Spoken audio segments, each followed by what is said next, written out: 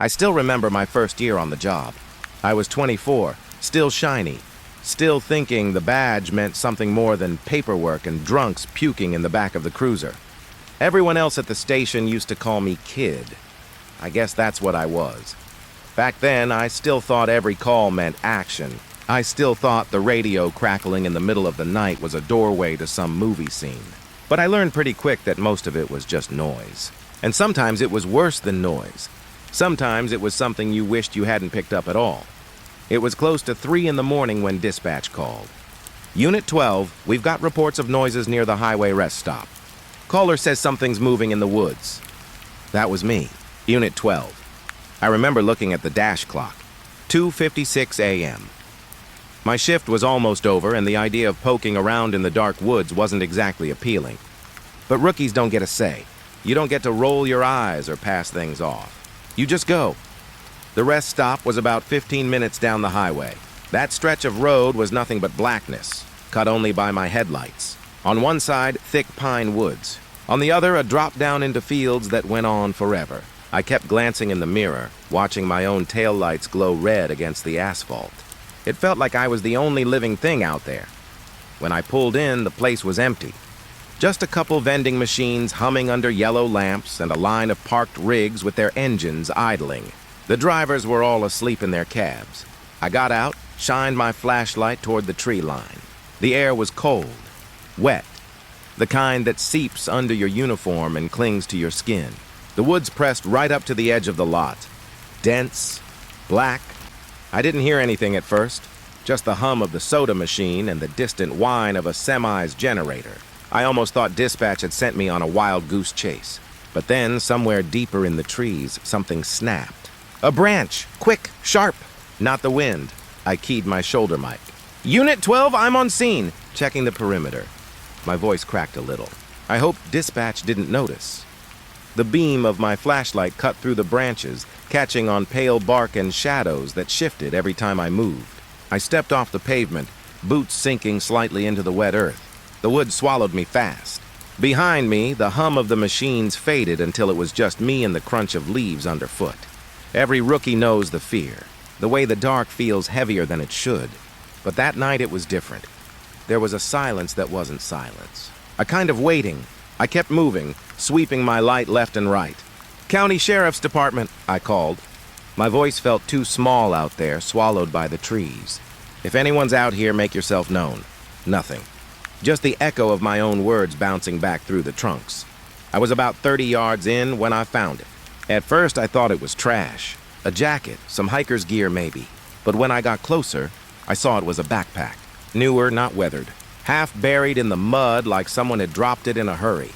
I crouched down, unzipped it with my free hand. Inside was a water bottle, a notebook, a couple snacks. Normal stuff. But there was also a phone. Dead, no ID, no wallet. Just the bag, something about it didn't sit right with me. People don't just leave their phones behind. Not out here. I straightened up, scanning the woods with my light. That's when I heard it again. The snap of a branch. Closer this time. Hello? I called out. My hand drifted down to rest on my holster, more for comfort than anything. My gut told me I wasn't alone.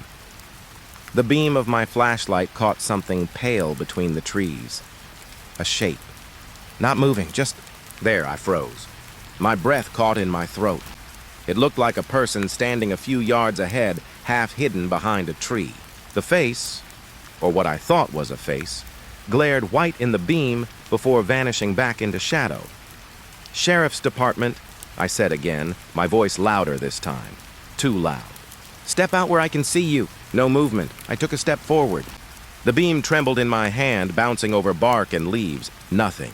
Just empty woods again. My radio crackled suddenly, making me jump. Unit 12, status check.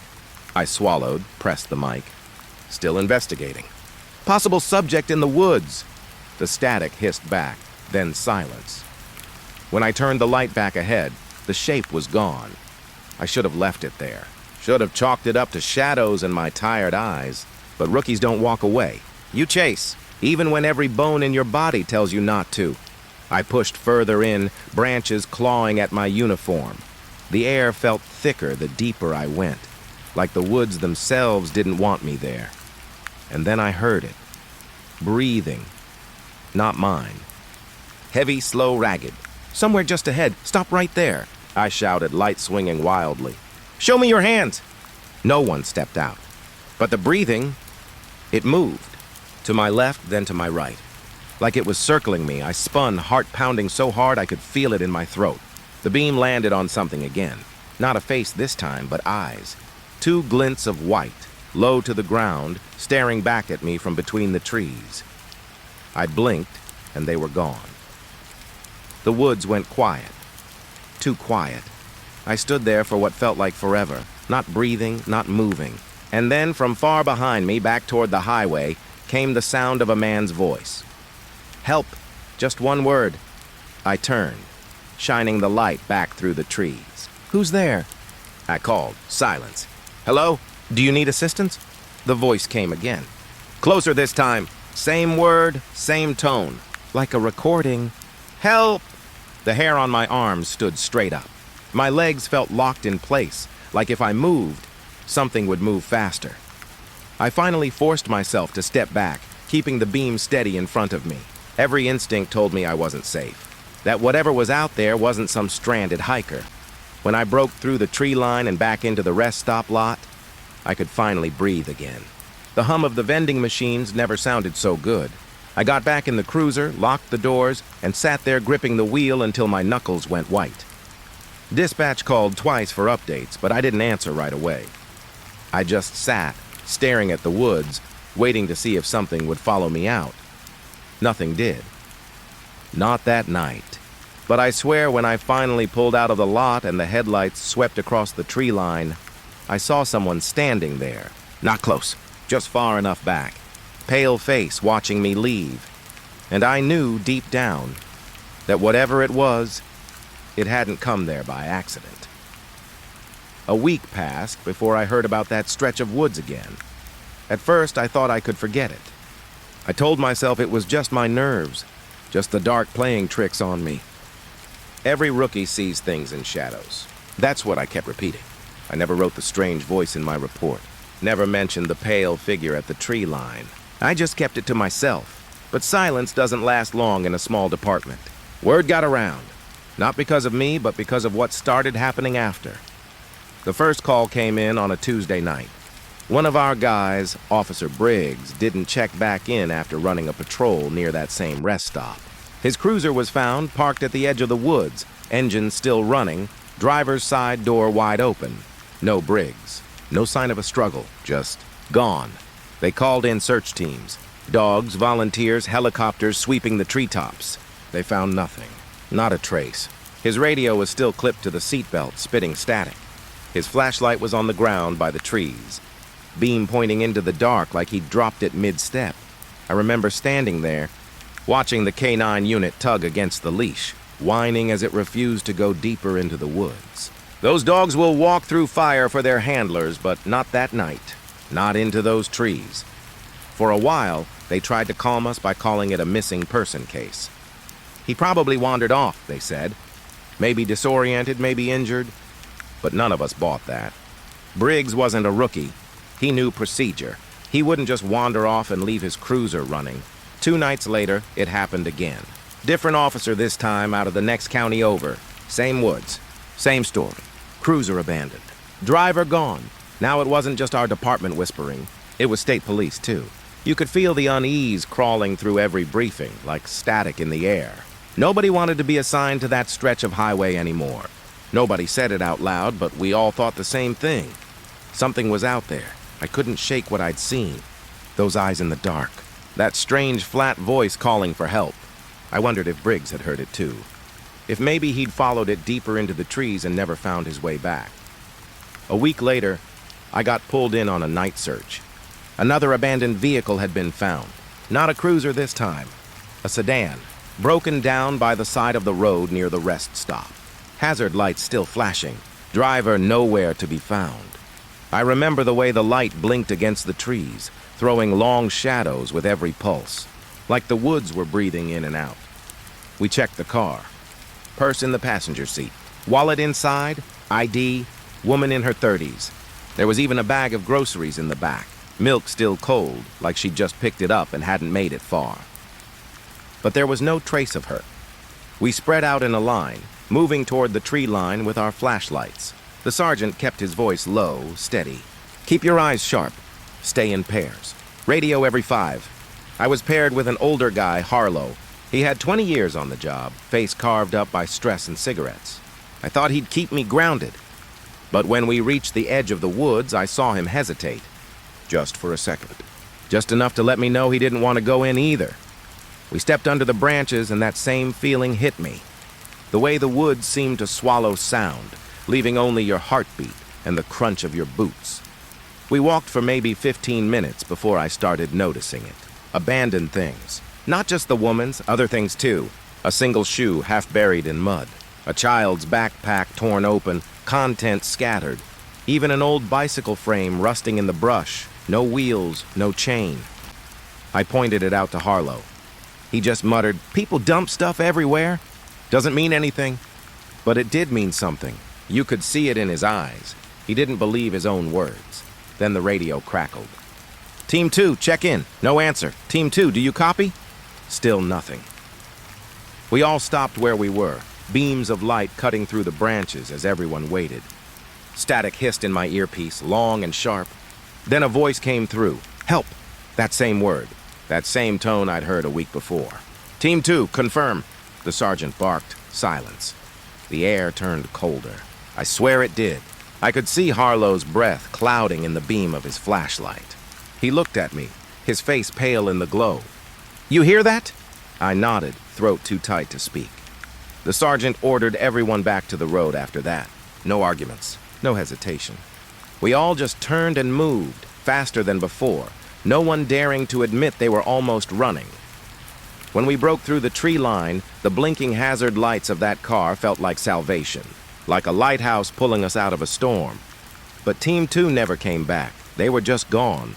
2 officers, seasoned men, vanished without a trace. Their radios were found later, lying in the dirt 50 yards apart, still on, still hissing static. After that, the highway rest stop was shut down. Officially, it was for repairs, but everyone knew the truth. Nobody wanted civilians wandering into that stretch of woods anymore. Unofficially, we started calling it the Hollow Mile, the mile of road you didn't stop on, not unless you wanted to disappear. I tried to stay professional, tried to push it down like the others did. But at night, when I closed my eyes, I saw Briggs' empty cruiser, engine still running. I saw the flashing hazard lights painting the trees. And worst of all, I heard that voice. Flat, toneless, always the same word. Help. And I knew it wasn't human. You don't forget silence like that. I mean the kind that follows you long after a case is closed, long after the reports are filed. The silence that isn't just quiet but heavy, like it's pressing on your chest. That's what stayed with me after the Hollow Mile was shut down. I'd be sitting at my desk drinking bad coffee, pretending to focus on paperwork, and I could feel it. Like the woods themselves were still watching me. The official story for Briggs and the others was missing in the line of duty. The families got folded flags and promises of ongoing searches. But everyone in the department knew those searches weren't real anymore. Nobody was going back into those woods. Not unless they had no choice. And me? I tried to tell myself I was lucky. Lucky that I made it out when others didn't. But deep down, I knew better. I wasn't spared. I was chosen. Because it hadn't stopped. A month after the rest stop was closed, I was on patrol again. Highway duty. The kind of shift where hours pass without seeing another soul. I was driving past that stretch, headlights cutting through the dark, when I noticed something. The trees. I don't know how to explain it, but they looked different. Like they were leaning closer to the road, pressing in tighter than before. I slowed down, tried not to stare, but then my radio hissed. Just static at first. Then, through the crackle, a voice. "Help!" My chest locked up. I pulled the cruiser over, hands gripping the wheel so tight my knuckles popped. I didn't answer. Didn't breathe. Just sat there listening, and then I realized it wasn't coming from the radio. It was coming from the woods. I hit the gas, tires spitting gravel as I tore away from that mile. My whole body was trembling like I'd barely escaped something I couldn't see. From then on, I avoided that stretch whenever I could. I'd take detours, lie on my reports about where I'd been. But the thing is, avoidance doesn't save you. Not from something that knows your name. It started small. Little things. I'd wake up at night and swear I heard breathing at the foot of my bed. I'd walk past my living room window and see the faint reflection of pale eyes in the glass. Always low, like they were crouched waiting. I told myself I was losing it. Stress, trauma, rookie nerves carried too far. That worked for a while. But then came the night I saw it again. It was late. Past 3, I'd just gotten home, still in uniform. I was sitting at the kitchen table, half asleep, trying to eat something before collapsing in bed. That's when I noticed movement outside. At first, I thought it was a stray animal. But when I stood and looked closer through the sliding glass door, I froze. There, at the edge of the tree line behind my house, was a figure. Tall, thin, too thin. Its skin looked gray under the moonlight, stretched tight over bone. It wasn't moving, just standing, watching. I turned off the kitchen light, heart hammering, and pressed myself against the wall, peeking through the curtain. It was gone. I stayed awake the rest of the night, every creak of the house making me jump. But what scared me most wasn't that it had been there. It was how still it had been, how patient. Like it didn't need to rush, like it already knew me. The next week, I started noticing other things. Dead birds on my porch, always in pairs, laid out neatly side by side. Once I found my front door unlocked, even though I swore I'd latched it. Another time, I woke to the sound of my own voice echoing faintly through the hallway, whispering the word help over and over. I stopped sleeping after that, stopped going home when I could. I'd take extra shifts just to stay busy, stay moving. But even on patrol, it followed me. One night, driving past the highway, I saw it in my headlights, standing at the shoulder, just beyond the white line. Its face, or what I thought was a face, was smooth, blank, almost reflective. My lights washed over it, but it didn't flinch, didn't move. I blinked and it was gone. I slammed the brakes, skidding to a stop in the middle of the road. My hands shook as I reached for the mic, but before I could call it in, I heard something tapping at the passenger window. Tap, tap, tap, slow, measured. I turned my head and there was nothing there, just the empty seat. I floored it out of there, tears stinging my eyes, breath ragged in my throat. That was the night I realized it wasn't just stalking the woods anymore. It was stalking me. I tried to tell someone. Harlow, the older cop I'd been paired with during the search. We were both off duty, sitting in a bar, 2 beers in. I finally broke. Told him everything. The eyes, the voice, the figure outside my house. He didn't laugh. He didn't tell me I was crazy. He just stared down at his drink and said, "It's been watching me too." That's when I knew this wasn't just in my head.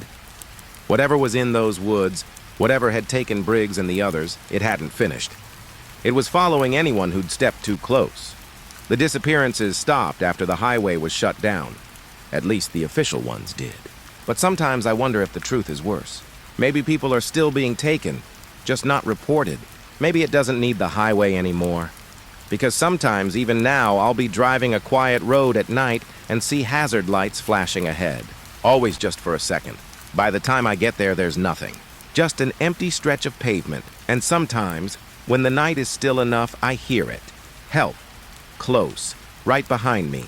I don't answer anymore. I don't even look. I just keep driving, hands white on the wheel, praying I'll make it home before it decides it's my turn. But the truth? I already know it's coming. It's patient. It's quiet. And it knows I've seen it. People think dispatch is boring. They picture someone sitting behind a desk, drinking coffee and pushing buttons while the real work happens out on the street. And sure, sometimes it is like that. Most nights, it's routine calls, domestic disputes, bar fights, traffic stops that drag on too long. But I'll tell you this. Sometimes the worst part isn't being out there in it.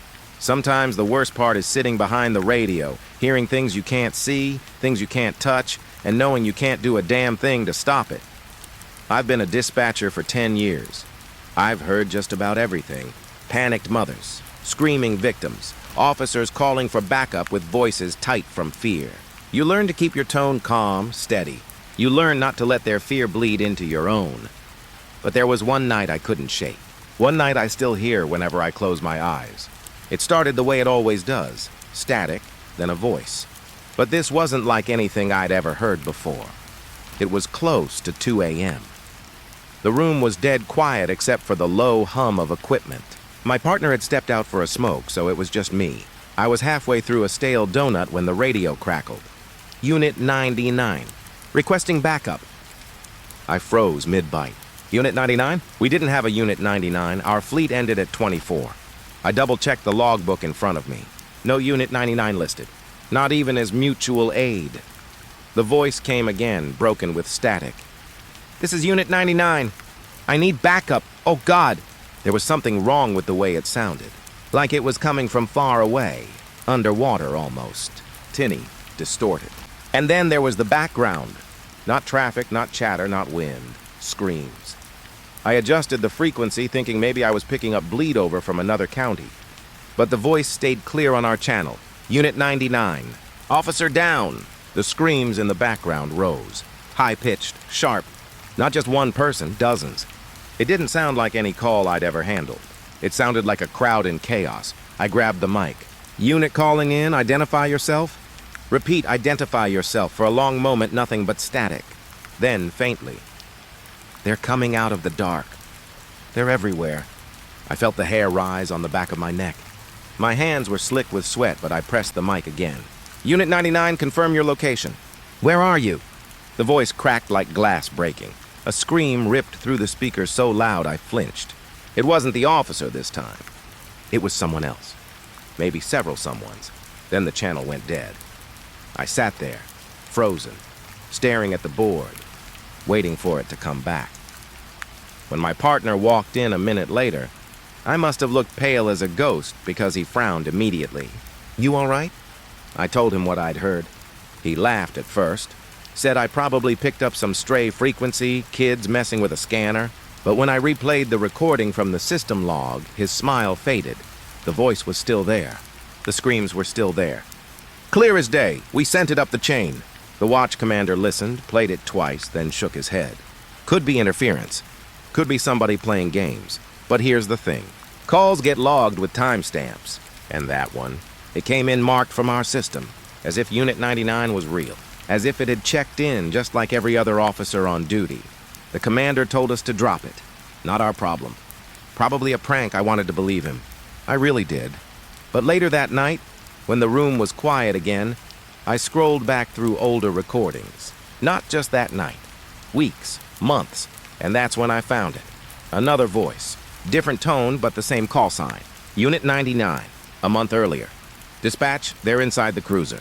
Oh God, I can't... Then static. Another from 2 months before that. This is 99. Request immediate evac. They're everywhere. Don't let them find... Cut off again. Each one buried. Easy to miss. Like they'd been swallowed by the noise. Always late at night. Always the same channel. Always the same end. Screams, static, silence, and each one logged by our system as if it were real. I didn't sleep after that. I kept replaying the latest one in my head. The way the officer's voice cracked. The way the screams didn't sound like anything human. And the worst part, the last words before the call died. They're coming out of the dark. That phrase burned itself into me. Every time I closed my eyes, I pictured it. The dark opening up like a door, something spilling out. Something that didn't belong here. I tried not to think about it at work. Tried to focus on the real calls coming in, but every time the radio hissed with static, my heart jumped, waiting for that voice to return. And it did. 2 nights later. Same channel. Same distorted tone. Unit 99. Dispatch, please. I froze, donut halfway to my mouth again, just like before. I pressed the mic with a shaking hand. Unit 99, confirm location. Who is this? Silence. Then whisper soft, you hear us. Not me. Us. And then the screaming started again. The next night I came in early. I told myself it was just another shift, just another stack of hours to get through. But deep down, I knew I was waiting for the radio to crackle. I couldn't stop replaying that last transmission. Not just the screams, not just the static, but those words. You hear us. They hadn't asked for help. They hadn't begged. They had said it like a fact. Like they knew I was listening, and that was all that mattered. I told myself it was a prank. Some idiot with a scanner patching in trying to scare us, but scanners don't log calls into the system.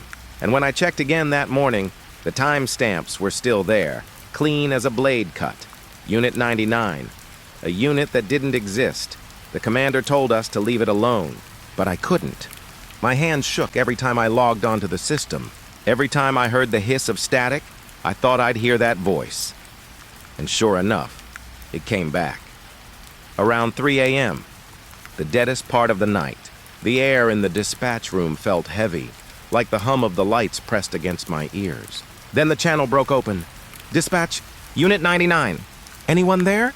I gripped the mic hard enough my knuckles went white. My mouth felt dry as ash, but I forced words out. "Unit 99, identify. What is your location?" A pause. A ragged breath. Then, we never made it back. The voice wasn't the same one I'd heard before. Deeper, rougher, like a man who had been running for miles. And behind him, faint, I heard something else. Not screams this time. A kind of low moaning. Dozens of voices layered together, rising and falling like waves. My heart pounded so hard I thought my ribs would crack. I pressed the mic again. "Unit 99, repeat your location. Where are you transmitting from?" Static. A long, tearing sound, like the radio was being dragged through water. Then the voice came again, louder now. "We're still out here." Then nothing. I sat frozen, staring at the board. The log marking another call from 99. Another call that shouldn't exist. That was when I did something I shouldn't have. I pulled the archives. Not just recent logs, but the old case files. I wanted to know if there had ever been a Unit 99, and I found it, buried in an old folder, a case almost 20 years old. Patrol unit sent out on a welfare check near the old logging roads north of town. 2 officers. Car number 99. Neither of them came back. The cruiser was found 3 days later, abandoned at the edge of the woods. Engine off. Doors wide open, no blood. No sign of a struggle. Just 2 radios in the front seat, both still switched on, batteries dead. The report said they'd been declared missing in action. Search parties combed the woods for weeks. Nothing. Not a shoe, not a badge, not a bone. Just gone. And after that case, the department retired the call sign. Out of respect. Unit 99 wasn't reassigned, but the voices kept coming. The report didn't mention it, but in the margins of one copy, I found a note written in pencil, faded almost to nothing. "Stop answering 99, it hears you." I stared at that line for a long time. My stomach turned cold, because I had answered. Twice. I didn't tell anyone. Not my partner, not the commander. Who would believe me? They'd laugh, or worse, they'd think I'd lost it. But I couldn't let it go. I kept listening. Night after night, waiting for 99. And every few nights it came. Always the same pattern. A voice calling out. Sometimes a man. Sometimes a woman.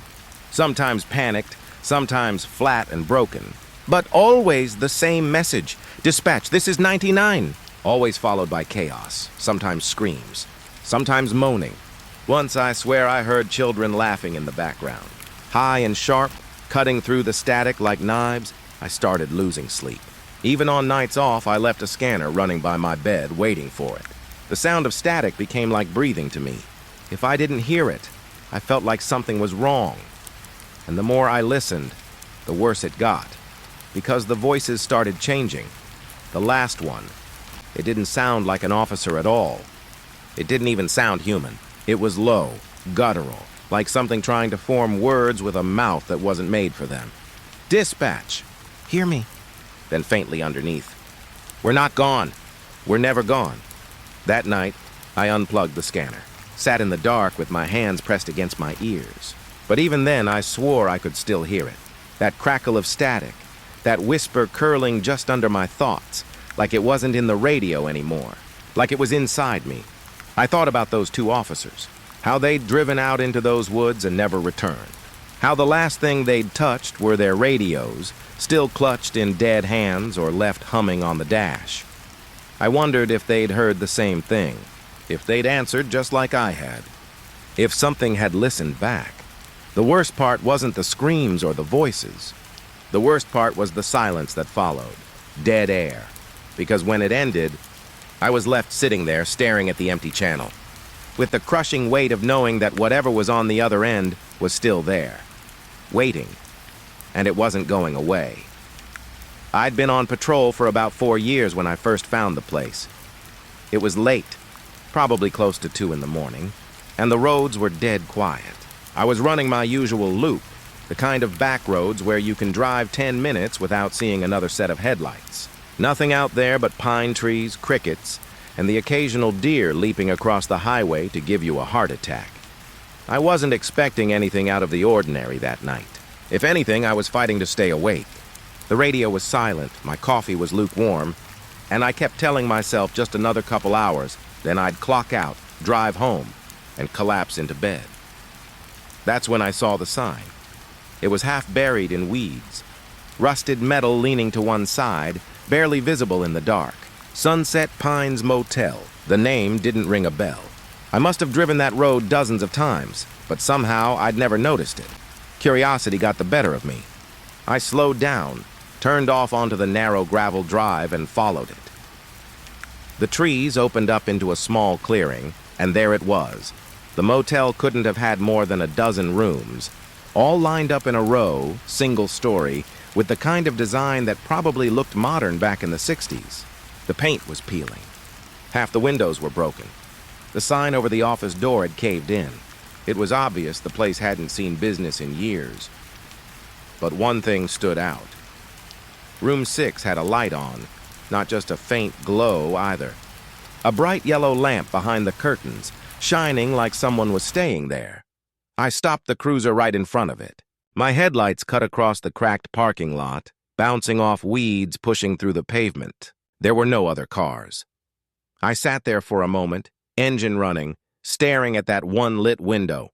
I told myself, maybe it wasn't that strange. Could have been squatters, maybe some teenagers using it as a hangout spot, but I couldn't shake the unease creeping up my spine. The building looked dead, like it had been forgotten. And yet, that one room was alive. I got out, radioed in a quick note, just checking out an abandoned property, might be trespassers. Nothing urgent. The gravel crunched under my boots as I walked up. The air smelled like damp wood and mildew. The office door was chained shut, windows smashed, a desk overturned inside. The other rooms were dark, doors warped and swollen with rot. But room 6 looked fresh. The door was clean. The curtains neat. And that light glowed steady. No flicker, no buzz. I tried the knob. Locked. I knocked. Sheriff's Department. Anyone inside? No answer. I knocked again. Harder this time. This is law enforcement. I need you to open the door. Silence. I pressed my ear against the wood. Nothing. No TV, no voices. Not even the sound of movement, but I swear, I could feel something on the other side. That prickling awareness you get when someone's staring at you. My stomach tightened. I circled the building, checked the window. The curtain was drawn tight, but there was a thin gap at the bottom where the fabric didn't quite reach. I crouched down and peered in. For half a second, I thought I saw someone standing by the bed, a shadow, tall, unmoving. But when I blinked, it was gone. The lamp sat on a nightstand, casting the whole room in warm yellow light. The bed was neatly made. Too neatly, like a display in a furniture store. There were no personal belongings. No bags, no clothes. Just a perfectly made bed and a single lamp burning. I stepped back, heart pounding harder than it should have. It didn't make sense. The place had no power. The office had been gutted. The lines cut. And yet here was room 6, shining like it was waiting for someone. I tried the knob again. This time it turned. The door opened with a slow creak, like it had been waiting for me. I hesitated in the doorway, flashlight in hand. My boots touched the carpet. It was soft, almost new. The air inside was clean, not musty like the others. It smelled faintly of soap, like someone had just washed the sheets. I swept the room with my light. Nothing out of place. Bed, lamp, empty dresser. Small bathroom door standing open, mirror catching my beam. But no people, no squatters, no trespassers. The room was empty, and yet the longer I stood there, the heavier it felt. Like I wasn't supposed to be inside, like I'd stepped into a place that still belonged to someone. I don't know how long I stood in that doorway before I finally backed out. I shut the door, locked it, and returned to my cruiser. But as I drove off, I glanced back in the rearview mirror. The light in room 6 flickered once, then steadied, like it was watching me go. I told myself I wasn't going back. That night after I first saw room 6, I drove straight home and tried to forget it. Tried to convince myself it was nothing, just an oddity, a fluke. Maybe some prank with a generator I didn't notice. Maybe a squatter who slipped out when I wasn't looking. But that light burned in my mind. For days, I couldn't shake it. Every night on patrol, when I passed that stretch of road, I'd catch myself slowing down, my eyes searching the tree line for the faded sign. I told myself it was stupid, but deep down, I knew I'd be back. And sure enough, a week later, I turned down that gravel drive again. The weeds scraped the sides of my cruiser. The trees leaned close, branches clawing at my windshield like they wanted to keep me out. And then the clearing opened, and there it was. The Sunset Pines Motel, still as rotten and broken as before. Still forgotten, except for room 6. That light was still on. Same yellow glow spilling through the curtains, steady and patient, as if it had been waiting all this time. I sat in the car for a long minute, watching it, my hands tight on the wheel. My stomach churned. My brain screamed at me to leave. But curiosity has a way of drowning out fear, and I guess I've never been good at walking away. I got out. The air was heavy, thick with the smell of wet earth. The gravel crunched under my boots as I crossed the lot. My flashlight beam shook just a little in my hand. Room 6 looked exactly the same as I'd left it. Door clean, curtains neat. That lamp burning warm inside. I unlocked the door and pushed it open. The first thing I noticed was the smell. It wasn't clean anymore. The faint scent of soap was gone. In its place was something sour, metallic, faintly rotten, like meat left out too long. The carpet was stained. Dark blotches spread across it, some fresh, some old. They trailed from the bed toward the bathroom. I crouched down, touched one with my gloved hand. Still tacky, blood, a lot of it. My throat tightened. I forced myself to keep looking, sweeping the flashlight across the room. The bed wasn't neat anymore. Sheets tangled, pillows tossed aside. The nightstand had been knocked over, lamp tilted at an angle but still burning. The bathroom door stood half open. I nudged it wider with my foot. The sink was cracked. The mirror spider-webbed with fractures. More stains on the floor leading to the tub. The curtain was drawn halfway. I reached out, pulled it back. Empty, no body. Just more stains smeared along the porcelain, dripping into the drain. I felt my stomach turn. Whatever had happened here, it hadn't been clean. Someone had fought. Someone had bled. But there was no one left. I stepped back into the main room, my chest tight, ears straining for any sound. The place was dead silent, except for the faint buzz of the lamp. That's when I noticed the dresser. The drawers hung open, empty except for one. In the bottom, shoved against the wood, was something small. I reached in and pulled it out, a key, old and tarnished, the brass worn smooth. It had a tag wired to it, faded paper with a single number scrawled in black ink. I turned it over in my hand, unease crawling up my spine.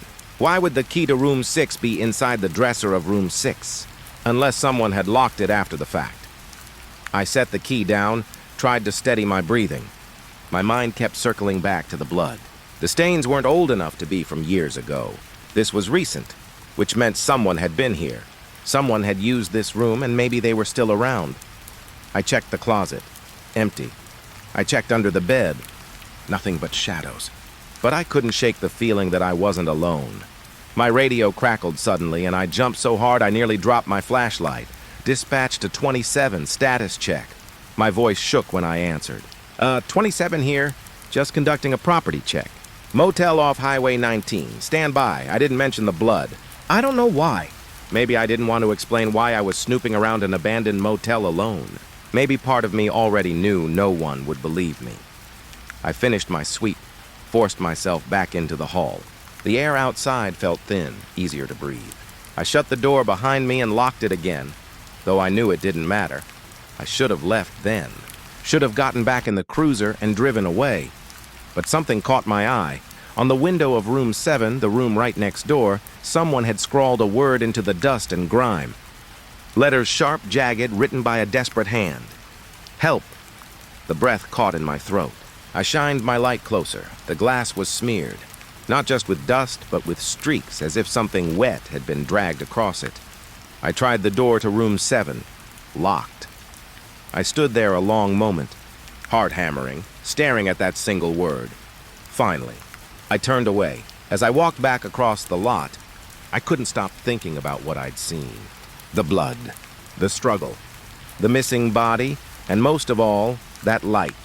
Even with the bed torn up, the stains on the carpet, the lamp still burned, steady and warm, casting its glow over an empty room, like nothing had happened, like it always would.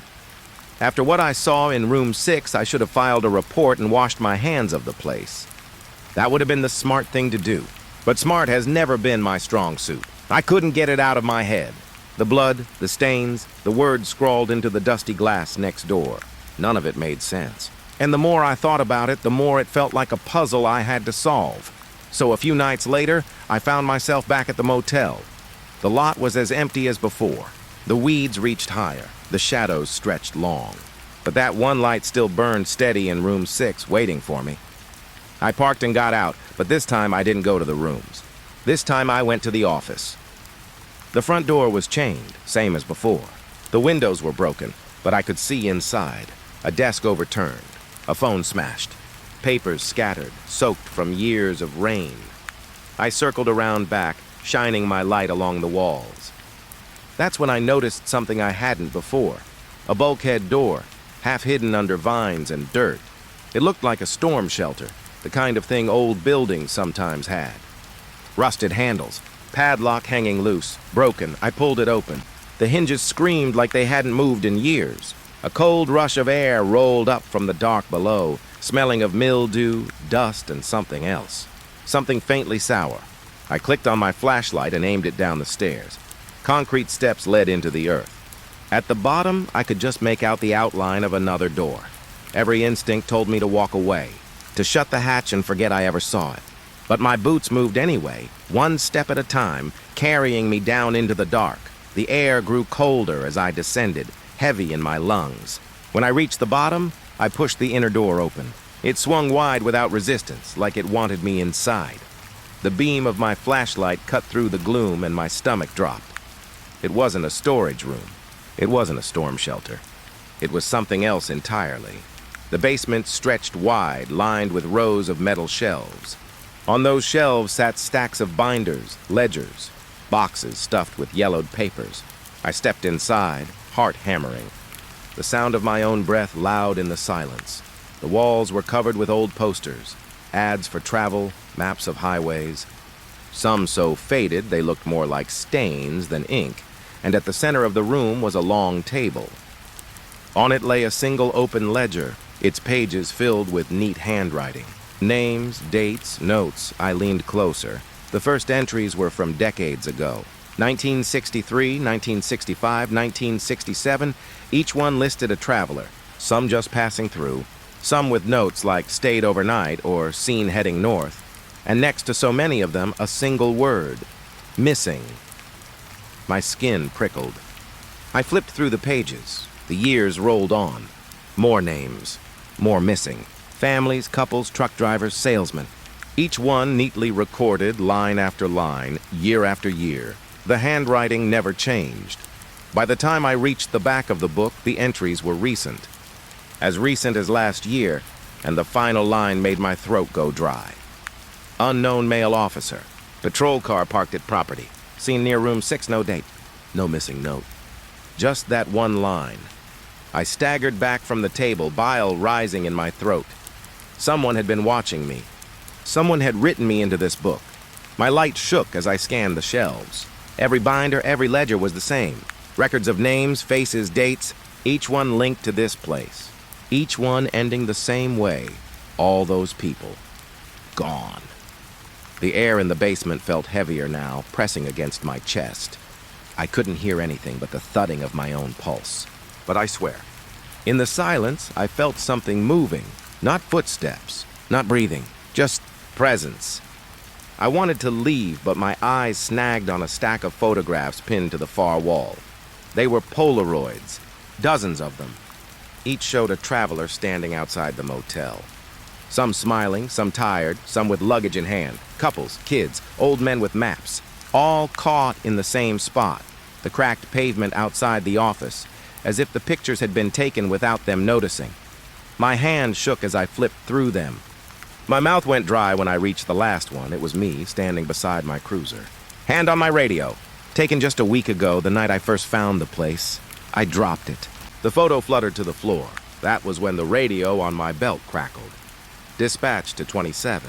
Status check. The voice was faint. Garbled, not the crisp tone I was used to. I lifted the mic, throat tight. Dispatch, this is 27. I'm clear. Just checking an old building. Static. Then softly. We see you. My hand went cold around the mic. I killed the radio, heart racing, and bolted up the stairs. I didn't look back. Couldn't. The air behind me felt thick, like it was closing in. I burst out into the night and slammed the bulkhead shut. The lot was silent. The trees swayed gently, as if nothing had happened. But when I turned back toward the building, room 6 was still glowing.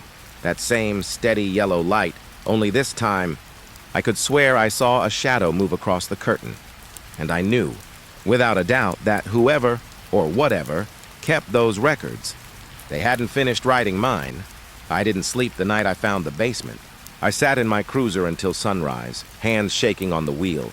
The Polaroid of me burned into my thoughts. I couldn't make sense of it. The ledger, the photographs, the voice on the radio. None of it should exist, but it did. I told myself I'd never go back, that I'd put it all in the rear view and forget. But the truth was, the place had already hooked into me. It wasn't just curiosity anymore, it was something else, something deeper. Like the motel itself didn't want me to leave unfinished. A few days later, I gave in. I told dispatch I was taking an extra patrol route, then I drove back down that same broken highway. The motel looked the same as it always did. Empty lot, dead weeds, that one light in room 6, burning like a signal. I parked and sat there for a while, engine idling. I thought about the ledger again, that final line written in neat, perfect script. Unknown male officer. Patrol car parked at property. It made me wonder, was I really the first cop to stumble across this place? Or just the latest? I killed the engine, stepped out, and forced myself to the front office. The bulkhead door was still shut tight, the vines swaying gently around it. I didn't dare go back down. Not again. Instead, I checked the office windows. My flashlight beam swept across the mess inside. Papers, broken furniture, dust, thick as ash. But then, in the far corner, I noticed something I hadn't before. A bulletin board. The glass was cracked, the cork backing water-stained. But through the grime, I could see what was pinned there. Missing persons flyers, dozens of them. Some old and yellowed, the ink faded. Others still crisp like they'd been put up just months ago. Families, kids, lone travelers. Faces I'd never seen, all staring out at me from the glass. I pressed closer, breath fogging the window. My stomach twisted when I spotted something near the bottom corner. An officer's badge number, handwritten on the edge of one flyer. Not mine, someone else's. I squinted. The name was barely legible, smudged by years of damp. But it was there. An officer from the county north of ours. I recognized the format, and beside the name, one word scrawled in ink, gone. I staggered back from the window. It wasn't just travelers. The motel had been claiming cops too. I couldn't stop shaking. My mind flipped through every patrol gone wrong, every rumor I'd ever heard about officers who disappeared on back roads. Guys we assumed had been ambushed or quit the force or just vanished. What if they hadn't? What if they'd all ended up here? I felt eyes on me then, as sharp as if someone had pressed a blade against the back of my neck. I spun, light cutting through the lot. Nothing, just shadows, just silence. But I didn't believe it. I tried to steady my breathing, but the air felt heavier the longer I stood there. The motel loomed quiet, but I could sense it watching, waiting. I told myself I'd just check the rooms one last time, just to be sure. I walked the line of doors, boots crunching gravel. Room 1, room 2, room 3. All dark, all locked. Then room 6. That yellow light still burning. That faint shadow still shifting behind the curtain. I gripped the knob. My palm was slick with sweat. Inside, the air was colder than the night outside. The same stains still marked the carpet, dark and crusted. The bed was still made, sheets stiff with dust. Nothing had changed except one thing. On the desk beside the lamp sat another Polaroid, not tucked on a wall, not hidden in a basement, just sitting there, waiting for me. I lifted it with shaking hands. It was me again. Only this time I wasn't standing outside my cruiser. I wasn't holding my radio. This time I was in room 6, right where I was standing now, my chest locked tight. My throat felt raw. I dropped the photo, stumbled back and slammed into the door frame. My flashlight flickered, beams skittering across the room. For the first time since I found this place, I knew, really knew, that I wasn't alone. I couldn't see it, but I could feel it. Something breathing in the walls. Something moving in the silence, inching closer, pressing against the edges of the room. I bolted, out the door, across the lot, back to my cruiser. I didn't care about evidence, about logic, about finishing what I started. I just wanted distance. But when I threw myself into the driver's seat, the radio came alive again. Static first, then that same faint voice. Dispatch to 27. Status check. I froze. The voice wasn't dispatch. It was wrong. Too soft. Too slow. I grabbed the mic anyway, voice shaking. This is 27. I'm leaving the scene. Returning to station. Static. Then the reply. Not yet. My blood went ice cold. The radio clicked off on its own. Dead air. I jammed the keys in, fired the engine, and tore out of that lot. Gravel sprayed behind me, headlights cutting the endless black road. I didn't stop until I hit the county line, until I could see the glow of distant streetlights and the faint outline of other cars. Even then, I didn't feel safe. I still don't. Because I know the truth now. I wasn't the first officer to find that place. And I doubt I'll be the last. Somewhere in the motel's basement, in one of those ledgers, my name is already written. My face already pinned on the wall. It's only a matter of time before the rest of me catches up. And when I close my eyes at night, I still see that last Polaroid on me standing in room 6, waiting. Every town has a road people whisper about. In my county, it's Highway 6.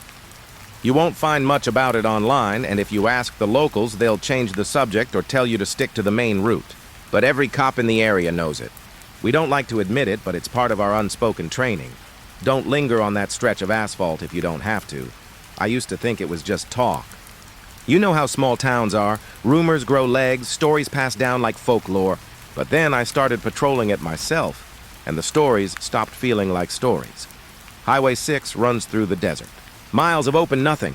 No gas stations, no homes, no reason for anyone to be out there unless they're cutting through in the dead of night. The kind of road that makes you forget how big the land really is, how small you feel under all that sky. But what stands out most are the crosses. They line the highway, one after another like pale bones driven into the earth. Some wooden, some metal, some just weathered sticks tied together. Some so old they've fallen sideways into the sand. Each one marks where someone died. Car crashes, rollovers, head-on collisions. Every cross has a story, but together they make the whole road feel like a graveyard. I swear there must be hundreds of them. Too many for a stretch that short. The first time I drove it alone, I counted 23 in just under 10 minutes. That's when I stopped counting. It's strange, though. Most highways have memorials like that, but not this many. Not this dense. And what makes Highway 6 different is that the crosses don't stay the same. I didn't notice it right away. It took months. But the longer I patrolled that road, the more I realized new ones show up. Sometimes overnight, no ceremony, no grieving family. Just a fresh cross planted in the dirt, neat and straight like it's always been there. Nobody admits to putting them up.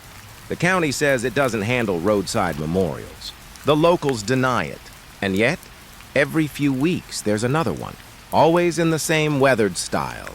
Always perfect, like it was cut from the same hands. It gets worse at night. Most officers avoid Highway 6 once the sun goes down. If a call comes in from that stretch, we'll respond. But nobody volunteers for extra patrols out there.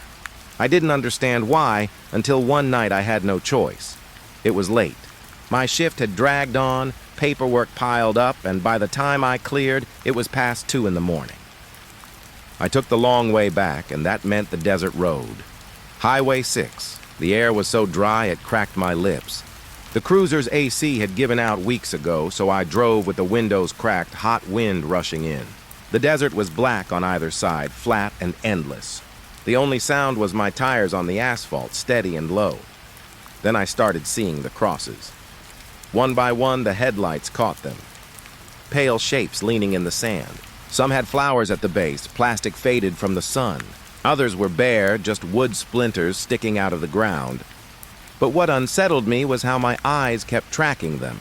I couldn't help it. Each time my headlights swept across, I stared, waiting for something. After the 10th one, I caught myself whispering under my breath, counting again. I tried to stop, but it's like the road wanted me to, like the crosses were daring me. I reached 12 before my radio cracked. The sound jolted me so hard I swerved, tires skidding on loose gravel. My heart hammered as I grabbed the mic. "Unit 27, go ahead," I said. Static. Not normal static either. This had weight to it. Like a breath pressed against the speakers, then it cut out. Dead silence again. I shook it off, chalked it up to interference. That road has terrible reception and the desert plays tricks with sound. But the silence that followed felt wrong. Too thick. That's when I noticed something else, a cross ahead. Bigger than the rest. It stood taller, maybe 7 feet high, right at the edge of the pavement. Not the usual wood or metal either. This one was stone. Pale, smooth, like it had been carved. I slowed the cruiser, leaning forward to see. There was writing on it. I pulled over, gravel crunching under my tires. My flashlight cut across the desert, beam settling on the cross. The writing wasn't a name. Not a date either, it was my badge number. I froze, mouth dry. My badge number carved deep into the stone, as clear as if I'd done it myself. My throat tightened. My first thought was that someone was messing with me. Some sick joke. But out here, in the middle of nowhere, I stepped closer, light shaking in my hand. That's when I noticed the dirt at the base of the cross. It was freshly turned, the ground disturbed, like something had been dug there. I didn't stay long enough to find out what. I backed away, practically stumbling to the cruiser, eyes locked on that stone cross. The whole time, I swear I felt the desert holding its breath. Watching. When I slammed the door shut, the radio crackled again, only this time it wasn't static. It was a voice, low, slow, just one word. Soon. I floored it. Tires screamed as I tore down that highway, headlights bouncing off cross after cross after cross. I didn't look at them anymore. I couldn't. When I finally made it back to town, the night felt different. Safer. Brighter. But my hands still shook on the wheel. I never told anyone what I saw. Not the stone cross. Not the voice. Not the dirt piled at the base like a grave. But every time I patrol Highway 6 now, I can't stop scanning the roadside. I know one day I'll see that stone cross again. And when I do, I think the dirt won't just be disturbed. I think it'll be open. Waiting. You work the night shift long enough, you start to hear the same stories on repeat. Some are jokes to pass the time. Some are warnings we pretend are jokes. And then there are the ones no one laughs about. For Highway 6, it's the woman in white. Ask around and you'll hear bits and pieces. A lone figure on the shoulder. A driver swerving to miss her. A face glimpsed in headlights before it's gone. Everyone claims someone else saw her first, but the details never change. She's always described the same way. Long white dress, black hair falling past her shoulders, walking with her head slightly down. Some say she waves for help. Others say she just stares until you get close, then disappears. It sounded like a ghost story, one of those legends troopers tell rookies to spook them. I didn't think much of it, until the reports started piling up. It wasn't just stories whispered at the station anymore. We started getting calls. Real 911 calls from drivers passing through. There's a woman walking on the road. I almost hit her. She vanished when I pulled over. At first, we treated it like a prank or maybe a hitchhiker. We sent units to sweep the highway, but nobody ever found anything. No footprints in the sand. No broken down car. Nothing. Then one night, it was my turn. It was close to 3 a.m. The desert was quiet, just the hum of the cruiser and the endless white lines stretching out under my headlights. The crosses leaned in the dark, their pale shapes blurring past like teeth. That's when I saw her. She was about 100 yards ahead, walking along the shoulder with her back to me. White dress glowing faintly in the headlights, hair swaying with her steps. I slowed, heart knocking in my chest. My first thought was, maybe she's real. Maybe she's just some woman stranded out here needing help. I radioed in. Dispatch, this is Unit 27. Possible pedestrian on Highway 6, half-mile past mile marker 41. Female, wearing white. Stopping to make contact. Copy that, 27, dispatch replied. Calm. Routine. But I wasn't calm. As I rolled closer, something felt wrong. She didn't turn at the sound of the engine. Didn't glance back at the headlights burning her shadow across the sand.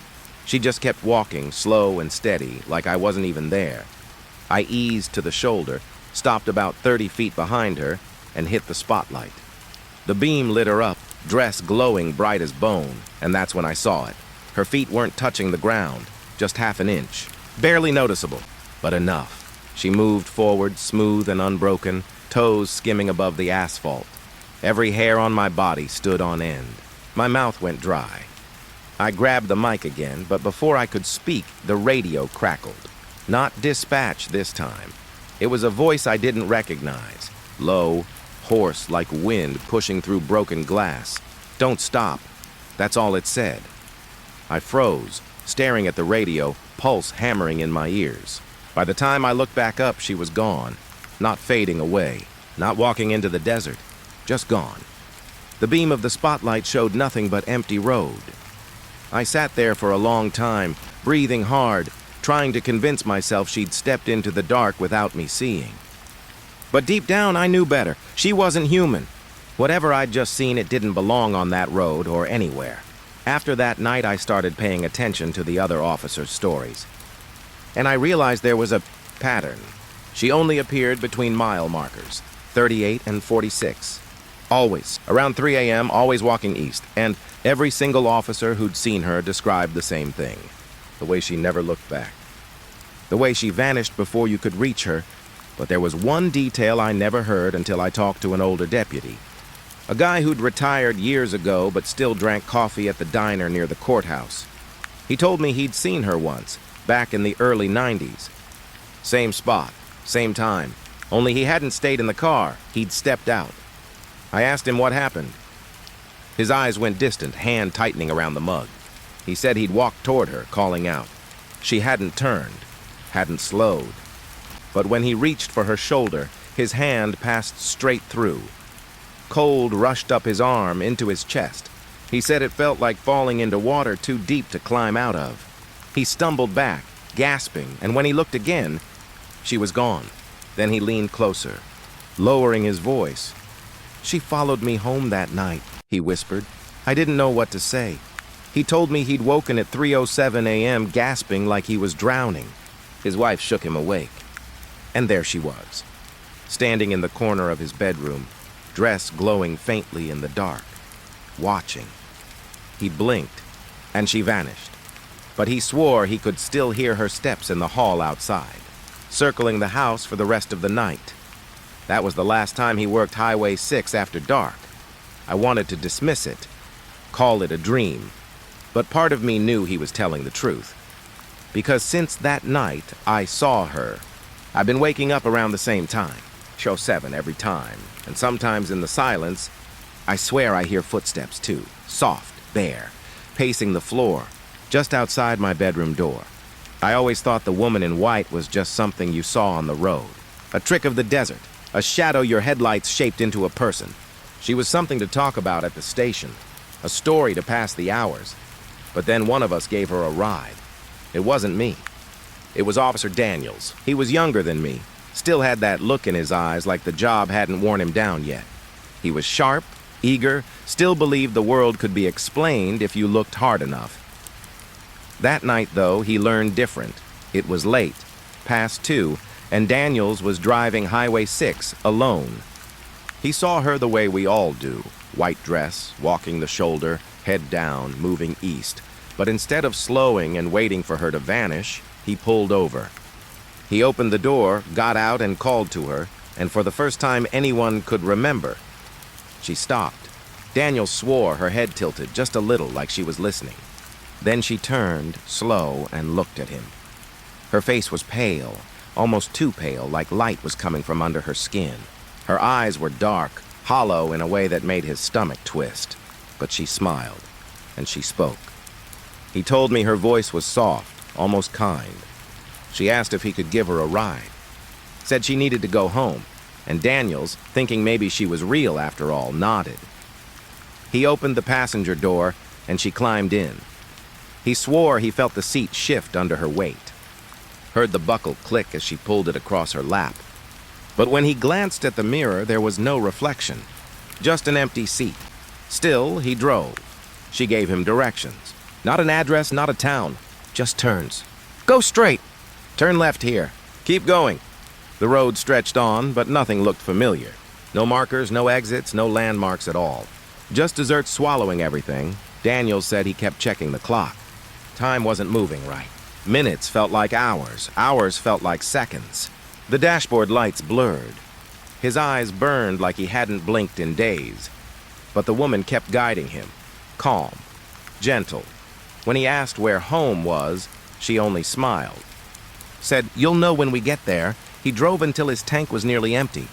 That's when he noticed something strange. The gas gauge wasn't moving. The needle hovered above half no matter how long he drove. And the odometer. The numbers weren't changing either. It was like the car wasn't going anywhere at all. Like the world was stuck in place. Daniels said he gripped the wheel harder, his knuckles white, fighting the urge to panic. Finally, he turned to her. "Who are you?" he asked. She turned her head slowly and looked at him. Her smile widened, but it didn't look kind anymore. "You already know," she whispered. And then, everything went black. Not fainting, not sleep. Just gone. He said it was like blinking, but instead of a second, it lasted forever. When he opened his eyes, he was still in the car. Still on Highway 6, but the passenger seat was empty. The gas gauge was back to normal. The odometer showed the miles he'd driven before he picked her up. It was as if none of it had happened. Except for one thing. The clock on the dash read 3:07 a.m. And when Daniels pulled over, stepping out to breathe, he saw something in the distance. Not far down the road, leaning in the sand, was a fresh white cross. No name, no flowers. Just new wood, pale and clean, hammered into the ground like it had been waiting for him. Daniels told us all of this the next morning. He looked wrecked. His eyes were bloodshot, hands shaking around his coffee. We asked if maybe he'd dreamed it, if maybe he'd nodded off and woken at the wheel, but he shook his head. "She was there," he said. "I picked her up. I drove her. I heard her voice. I smelled her perfume." That last part stuck with me. Perfume. None of us had ever mentioned scent before. Daniels said it was faint, like lilies left in a room too long, sweet but sour underneath. After that night, he changed. He stopped driving Highway 6 when he could avoid it. He swapped shifts, traded routes, made excuses. When he did have to drive it, he kept his eyes locked on the center line, never glancing at the shoulder. But he couldn't escape her. 3 nights later, he woke up at home. Time on the clock, 3:07. He swore the sheets smelled faintly of that perfume. He didn't sleep the rest of the night, and he never told anyone what she meant when she said, "You already know." But I could see it in his face. Whatever she showed him, whatever he saw in that endless ride, it was eating him alive. A month later, Daniels transferred out. Put in for a different department across the state. He didn't tell anyone where, not even his closest friends. Just left. And maybe that was the smart move. But sometimes I wonder if it mattered. Because a few weeks ago, driving Highway 6, I passed mile marker 43. And there it was. Another cross. Fresh wood. Pale against the sand. No name. No flowers. And this time, there was a smell in the air. Lilies. Sweet and sour underneath. I rolled up the window and kept driving. But I haven't stopped thinking about Daniel since. And every night, without fail, I wake up around the same time. 7. I lie in the dark, staring at the ceiling, listening, and sometimes I swear I hear a seatbelt click in the empty passenger seat of my car parked outside, like she's waiting for me to take her home. There are some addresses that get burned into your head when you work dispatch. Numbers and street names you can rattle off without even thinking, because you've heard them too many times. For me, it was 2249 Ash Pine Road. The first time I heard it, it didn't seem like anything unusual. A 911 call came through at 2:14 in the morning. The line was thin with static, like it was dragging itself across old wires. A woman's voice whispered on the other end, begging for help. That's not unusual. Panic does strange things to the voice. Sometimes people sound like they're whispering when they're actually screaming, but this voice, it was different. Cold, faded, like it had already been played back from a recording. She said someone was in the house, that they were coming up the stairs. I tried to keep her calm, asked her for her name, but she never gave one. Just kept saying, "They're inside. Please, please hurry." So I dispatched a unit. It was Daniels and Ruiz who went that night. They got there in less than 10 minutes. Both cleared the house from top to bottom, but the place was empty. No intruder. No woman. Nothing. That's when they told me the house was abandoned. It had been for years. They said the windows were boarded, the floors caved in, and there was no power running to the place at all. I figured maybe the call was some kind of prank. We get those sometimes, kids testing how fast the cops show up. But I didn't forget the voice, the way it sounded less like someone alive, and more like someone replaying a memory of being afraid. That was only the beginning, because the calls kept coming.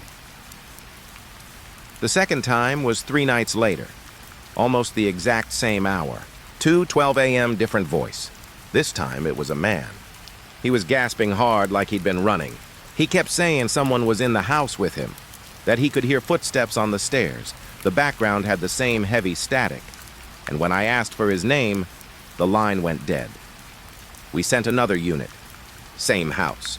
Same result. Abandoned, empty. By the 5th call, the officers were getting angry. They hated being sent out to Ash Pine Road. Said the place stank like mildew and rot, like the boards were soaked in something foul. Said the air was heavy, thicker inside than outside, like walking into a space that didn't want you there. They told me if the calls were a prank, they weren't funny anymore. But here's the thing, every call came from a real phone number, not blocked, not scrambled. They showed up on the system like any normal emergency. And when we tried calling back, the lines were dead, disconnected. Every single one. I started to dread the address. Whenever the phone rang and I saw 2249 Ash Pine Road pop up, I felt something tighten inside me. One night, I was on a double shift. Midnight to noon. My voice was raw from answering calls and my eyes were burning. That was the night I heard the worst one. The line opened and all I could hear was crying. It was a child, a little girl. Her voice was thin, barely there, swallowed by static. She kept saying she was alone in the house. She said she couldn't find her parents. I tried to keep her calm, told her to stay on the line, asked her name, but she only said, "They're coming back. Please don't let them in." And then the call cut. When I checked the record, my hands went cold. The number traced back to a line that had been disconnected for 27 years. That was when I realized this wasn't a prank. Something about that house. It wanted us to hear. It wanted us to come. The officers who went that night didn't say much when they returned.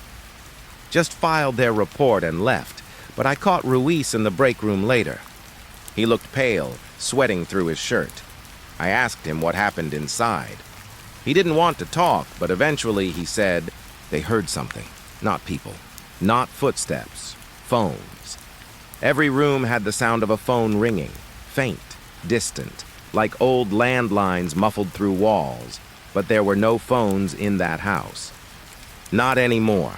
He said Daniels put his ear to one of the walls, and for a second, he swore he could hear voices, crying, pleading, 100 different people, all tangled together, calling for help. He told me to never send him there again, and I didn't blame him. But the house didn't stop. The calls kept coming. Night after night, week after week, always after 2 in the morning. Always the same story. Someone inside, someone coming up the stairs, someone begging to be saved. But there was never anyone there. The house was empty. Except, sometimes when the officers came back, they looked different. Not just tired, not just annoyed. Different. Their eyes were hollow, their faces pale, their voices quieter than before. Like the house had taken something out of them. And when I asked what they saw, they never wanted to answer. They just shook their heads. Like if they spoke about it, it might follow them home. I used to think a dispatcher's job ended when the call was over. But now I know better. Because 2249 Ash Pine Road hasn't left me alone. Even off shift, I hear it in my head. That static. Those voices. That address. It's like the house is still dialing, still reaching, and sometimes, when I close my eyes at night, I swear I can hear a phone ringing somewhere deep in the dark. You start to feel crazy after the 5th or 6th time. That's how it was with Ash Pine Road. Every call sounded urgent, life or death. Every time we sent a unit, the officers would arrive to find the same thing. Nothing. No signs of forced entry. No footprints in the dust. No power, no lights, no people. Empty. And still the phone would ring again. The pattern became impossible to ignore. Always between 2 and 3 in the morning. Always the same story. Voices begging for help. The calls were clear enough at first. Men, women, children. Sometimes screaming, sometimes whispering. Different every time. But always the same location. Always 2249 Ash Pine Road. After a while, the officers stopped trying to hide their frustration. Nobody wanted to go out there anymore. Even the veterans, the guys who'd seen everything, got tense when I called out that address. They'd argue, they'd groan, they'd ask if I was sure. But protocol is protocol. We couldn't just ignore a 911 call. One night, it was Hensley and Jordan who got sent. Both good officers. Both straight shooters. The call had come in at 2:23 a.m.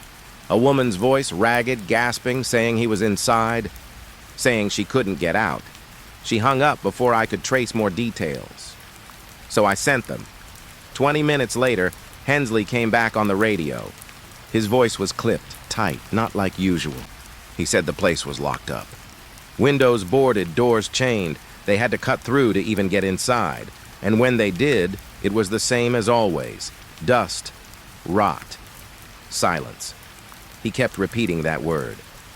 Empty, empty again. That's when I noticed it, the way he said it, like he was trying to convince himself, not me.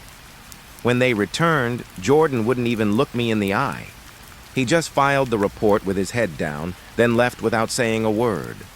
A week later, he put in for a transfer. No one was surprised. I started digging into the place myself. Off the record, of course, Ash Pine Road was an old county route. Half the homes out there had been condemned years ago. But 2249 had a different kind of history. I found records of the last family to live there. A husband, a wife, and 2 kids all gone. Disappeared one night in the late 80s. No trace, no bodies. Just gone. The house had been sealed after that. Condemned but never torn down. And now, somehow, 30 years later, it wouldn't stop calling for help. I tried to tell myself maybe it was a fault in the phone system. Maybe wires had crossed. Maybe signals were bleeding through from somewhere else. But if that were true, how did the voices know the house? How did they describe being inside it? And why did the numbers trace back to lines that had been cut for decades? That was what stuck with me the most. Every call came from the dead. I'll never forget the night I heard them while the officers were already inside. It was Daniels and Ruiz again. They'd drawn the short straw, and I'd dispatched them at 2:16. They were still inside when the phone rang again. Another call. Same house. Same static. This time, it was a man's voice. Deep, shaking. He said he was in the kitchen hiding, and that someone was walking around the house. I could hear his breathing, ragged, terrified. And then I heard something else. Footsteps, slow, heavy, crossing what sounded like creaking wood floors. I froze, because at that exact moment, Daniel's voice came through the radio, clear and calm. He said the kitchen was empty. He said the house was empty, but I could still hear the footsteps on the line. I whispered into the mic, asking if he was sure. Daniels paused. And in that pause, I realized something. The footsteps weren't coming closer to the man on the phone. They were coming closer to me, louder, clearer, like they were moving through the wires themselves. The line cut before I could say another word. When Daniels and Ruiz came back, they were pale, shaking their heads. They said the place was sealed, nothing inside, empty again, always empty. But I couldn't shake what I'd heard.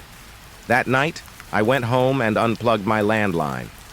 Sat in silence for hours, waiting, half expecting it to ring anyway, and I swear, I could hear something faint in the walls, like a phone, muffled, ringing from deep inside the house. It's strange. What repeated emptiness can do to the mind. You start to feel like you're missing something obvious, like you're the one not seeing what's really there. Because if the house is always empty, then where do the voices go? Why do they stop the moment the cops step inside? It's like the house only wants to be seen from a distance, heard but never caught. And little by little, it's working. I've caught myself staring at the address logs, waiting for the next call, listening for the next voice, like I need to hear it, like I need to know who's in there. I used to dread 2249 Ash Pine Road. Now I think I'm becoming part of it, and I don't know how much longer I can keep pretending it's just another empty house. I never wanted to go inside that house myself. For weeks, maybe months, I convinced myself it wasn't my job. I was just the dispatcher. My duty ended when I radioed the call out, but there's a line you cross without even realizing it. The more I heard the voices, the more I imagined them in my head. I could see their faces, even though I'd never met them. I could picture the layout of the rooms, the kitchen, the hallways, the stairs. Even though I'd never stepped foot past the threshold, it was like the house was already inside me. The night I finally went out there, I didn't tell anyone. I waited until I was off shift, drove alone, no backup, no partner. Just me and my flashlight. The road was worse than I expected, overgrown, cracked, almost washed out in places. By the time I saw the house, the weeds were brushing the sides of my car, and there it was, 2249 Ash Pine Road. Even from outside, I felt it, the weight of it pressing down on me. The windows boarded, the roof sagging, the walls stained by years of rain and rot, but I swear I heard something else too. A faint ringing like a phone deep inside, muffled by layers of wood and drywall. I don't remember unlocking the chain on the door. I just remember the way the air hit me when it opened. Cold, stale, wrong. The smell was old plaster and mildew. But under that, something sharper, like rust or iron. I clicked on my flashlight and swept it across the room. The dust was thick enough to track footprints. The floorboards groaned under every step, but the walls were the first thing that made my stomach twist. At first I thought the plaster was just cracked, peeling from age. But when I looked closer, I saw they weren't cracks at all. They were scratches, dozens of them, hundreds, claw marks dragged into the drywall, some shallow, some deep, cutting through to the wood beneath. I leaned in, ran my light across the gouges. They weren't random. They were clustered in certain places, around the windows, the door frames, along the hallway corners, like someone had tried to claw their way out.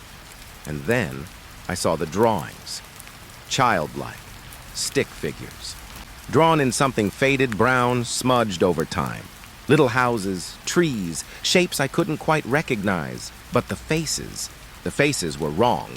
Every figure had hollow circles for eyes. Every mouth was a wide black O. I felt my throat close up like I couldn't breathe. I told myself it was just old graffiti, kids messing around before the place was boarded up. But there were too many. Layer after layer, drawn over each other, like generations of children had been adding to the same story. In one corner, near the kitchen door, I saw a drawing that was fresher than the rest. Not new, but newer. Two tall figures standing over a smaller one, their arms outstretched, touching its shoulders, and beside it, scratched deep into the wall. "Don't answer." I stumbled back, my flashlight jittering across the room. That's when I noticed the holes. Small ones punched into the drywall. Scattered like someone had pressed their fist through again and again, I knelt down, held my light to one. The beam cut into the gap, and I saw something stuffed inside. Paper. I reached in, pulled it out. It was a drawing, crumpled, yellowed, edges torn. A child's drawing of a house. The same house. And in the window, a face staring out.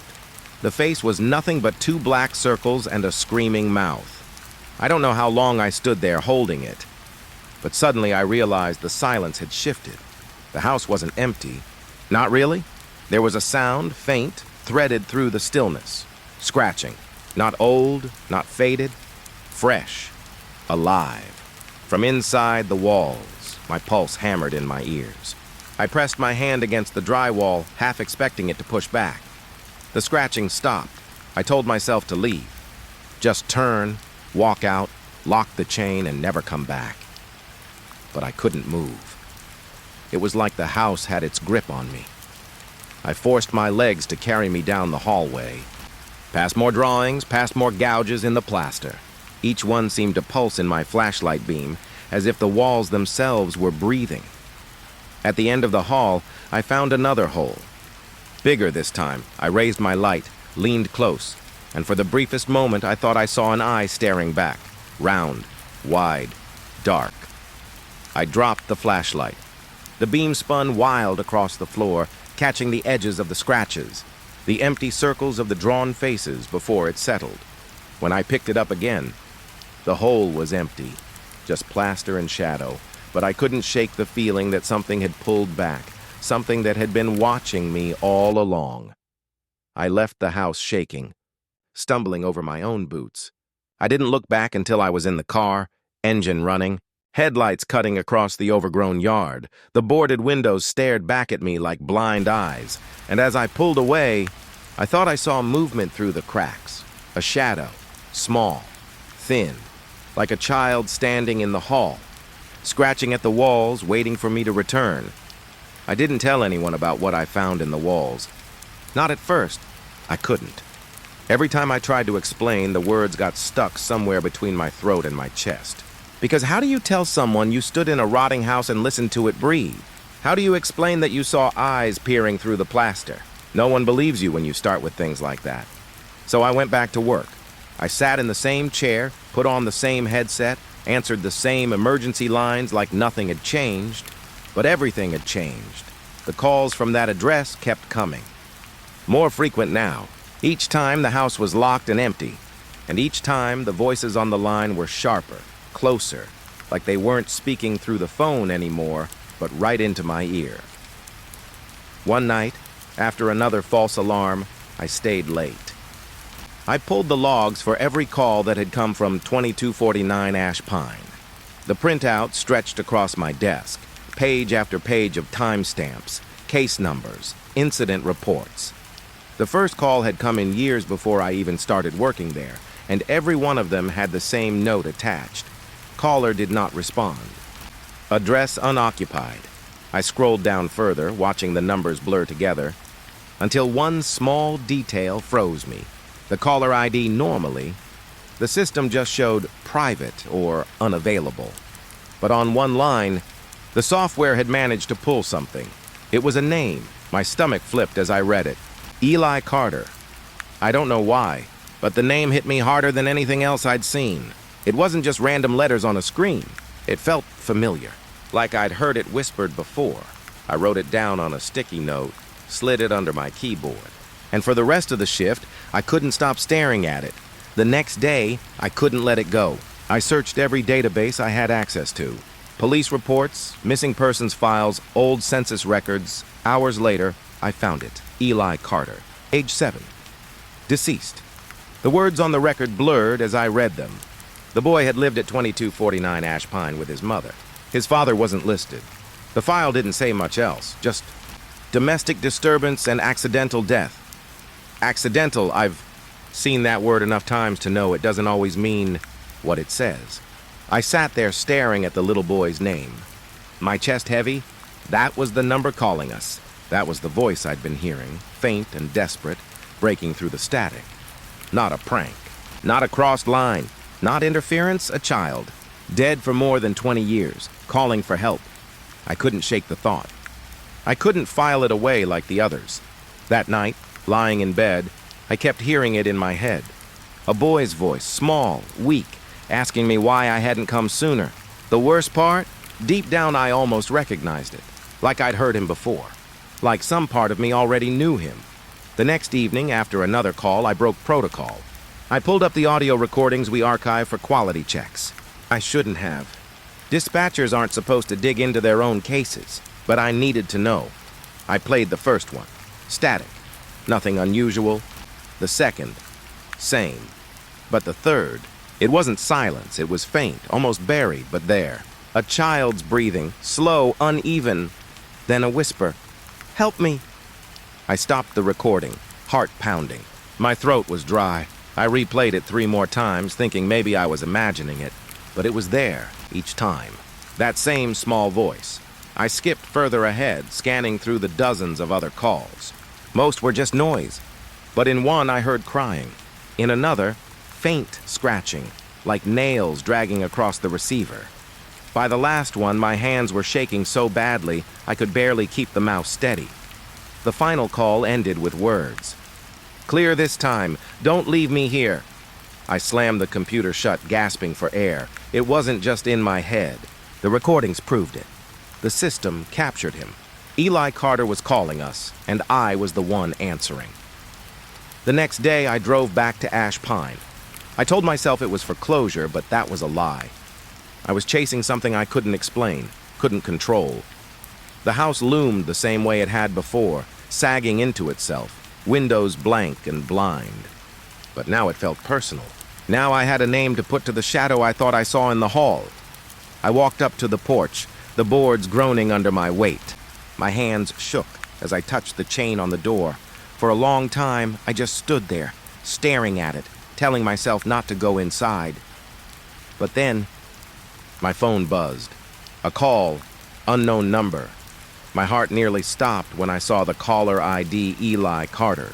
I froze, staring at the screen as it rang in my hand. I could barely breathe. And then, against every instinct, I answered. The line hissed with static. Then a whisper. "Why didn't you come sooner?" I dropped the phone, my hands slick with sweat. The voice was so close, like he was standing right behind me. I didn't pick it up again. I just turned, stumbled down the porch steps, and ran to my car. I sat there in the driver's seat, shaking, staring at my own phone glowing on the porch. His name still on the screen, I couldn't go back for it. I couldn't. When the ringing finally stopped, the silence that followed was worse. And in that silence, I knew one thing for certain. The house wasn't finished with me. Eli wasn't finished with me. Because when I got back home that night, another phone was waiting. My landline. It hadn't rung in months. No one even had the number anymore. But as soon as I locked the door, it started to ring, and when I picked up the receiver, I didn't even need to check the ID. I already knew who it was. The phone kept ringing. At first, I thought I could ignore it. I told myself if I just let it go long enough, the sound would fade, and things would settle back into normal. But it didn't stop. It rang through the night, each shrill tone cutting into me like a blade. I pulled the cord from the wall, thinking that would kill it, but it didn't matter. The sound kept echoing in the house, crawling through the walls, vibrating in my bones. And finally, I picked it up. "Hello?" For a second, there was only silence. A deadline. I almost hung up, but then I heard it. A voice. My voice. It was faint, muffled, but I knew it. The same tone, the same rhythm, the same shaky breath when I'm nervous. "Please," it whispered. "Please help me. I'm still inside. I can't get out." I froze, the receiver slick in my hand. My own voice was begging me. "I'm trapped in the house," it said again. "Don't leave me here." I didn't respond at first. I couldn't. My throat was locked tight, my heart punching against my ribs. Finally, I whispered, "Who is this?" The line cracked with static, then steadied. "It's you," the voice said. "It's always been you." The air seemed to leave the room. My knees went weak, and I had to sit down on the edge of the couch. I wanted to hang up. God, I wanted to. But I couldn't. My own voice was pleading with me, begging like a wounded animal. "Come back," it said. You left me there. You promised you wouldn't, but you did. Come back and let me out. I closed my eyes, pressing the phone tighter against my ear, as if that would make it make sense. But it only made it worse. I could hear crying underneath the words, my own sobs weak and broken bleeding through the line, the sound of myself. Dying, I whispered again. Where are you? The answer was simple. In the walls. A cold shiver raced down my spine. I thought about the scratches I'd seen inside the house, the drawings. The faint sounds I told myself were rats. Not rats. Me, or something wearing me. I don't know how long I sat there clutching that phone. My head spun in circles. Logic told me it wasn't real, couldn't be real. Just interference, a trick of the mind, stress bleeding into delusion. But my heart knew better, because the voice started saying things only I could know. Small details. My mother's name. The exact words my father shouted the night he walked out. The time I nearly drowned when I was 6 and told no one. Memories I had never shared with anyone, whispered back to me in my own tone. You belong here, it said. This is where you end.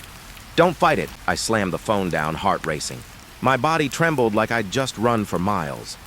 But the ringing started again almost instantly. Louder. I didn't pick it up this time. Instead, I drove. I didn't know where I was going, I just needed to move. My hands shook on the wheel, headlights carving through the empty streets. And without thinking, I ended up back on Ash Pine. The house stood there, waiting, silent, patient. I sat in the car with the engine running, watching the broken windows reflect the moonlight. I told myself not to do it, to leave, to go back, to pretend this was just another case, another call I'd file away. But then my cell buzzed in the passenger seat. I glanced down. Caller ID, me. I stared at the screen, pulse thundering in my ears. The house loomed ahead of me, dark and still, as the phone rang again and again. I answered. Help me, the voice gasped. I'm in the basement now. They put me here. You can't leave me again. You can't! It was my voice, raw, broken, and underneath it, faint and high-pitched, I heard Eli. The boy. Please, he whispered, almost drowned out. Don't let them keep us. Them. The line went dead. I didn't remember opening the car door. I didn't remember stepping onto the cracked pavement. But I found myself standing at the front steps, staring at the door. The chain that had been there before was gone. The lock hung loose as if waiting for me. I went inside. The air smelled of dust and rot, thicker than before. My footsteps echoed too loudly, bouncing off the empty walls. Somewhere deep inside the house, a phone was ringing. I followed it. Through the hall. Past the scratched walls, down creaking stairs into the basement I swore hadn't been there before. The phone sat in the center of the floor. Old rotary, covered in grime. It glowed faintly in the dark. I walked toward it, every muscle screaming for me to stop. And when I picked up the receiver, it was me, screaming. Not words, just raw, primal terror.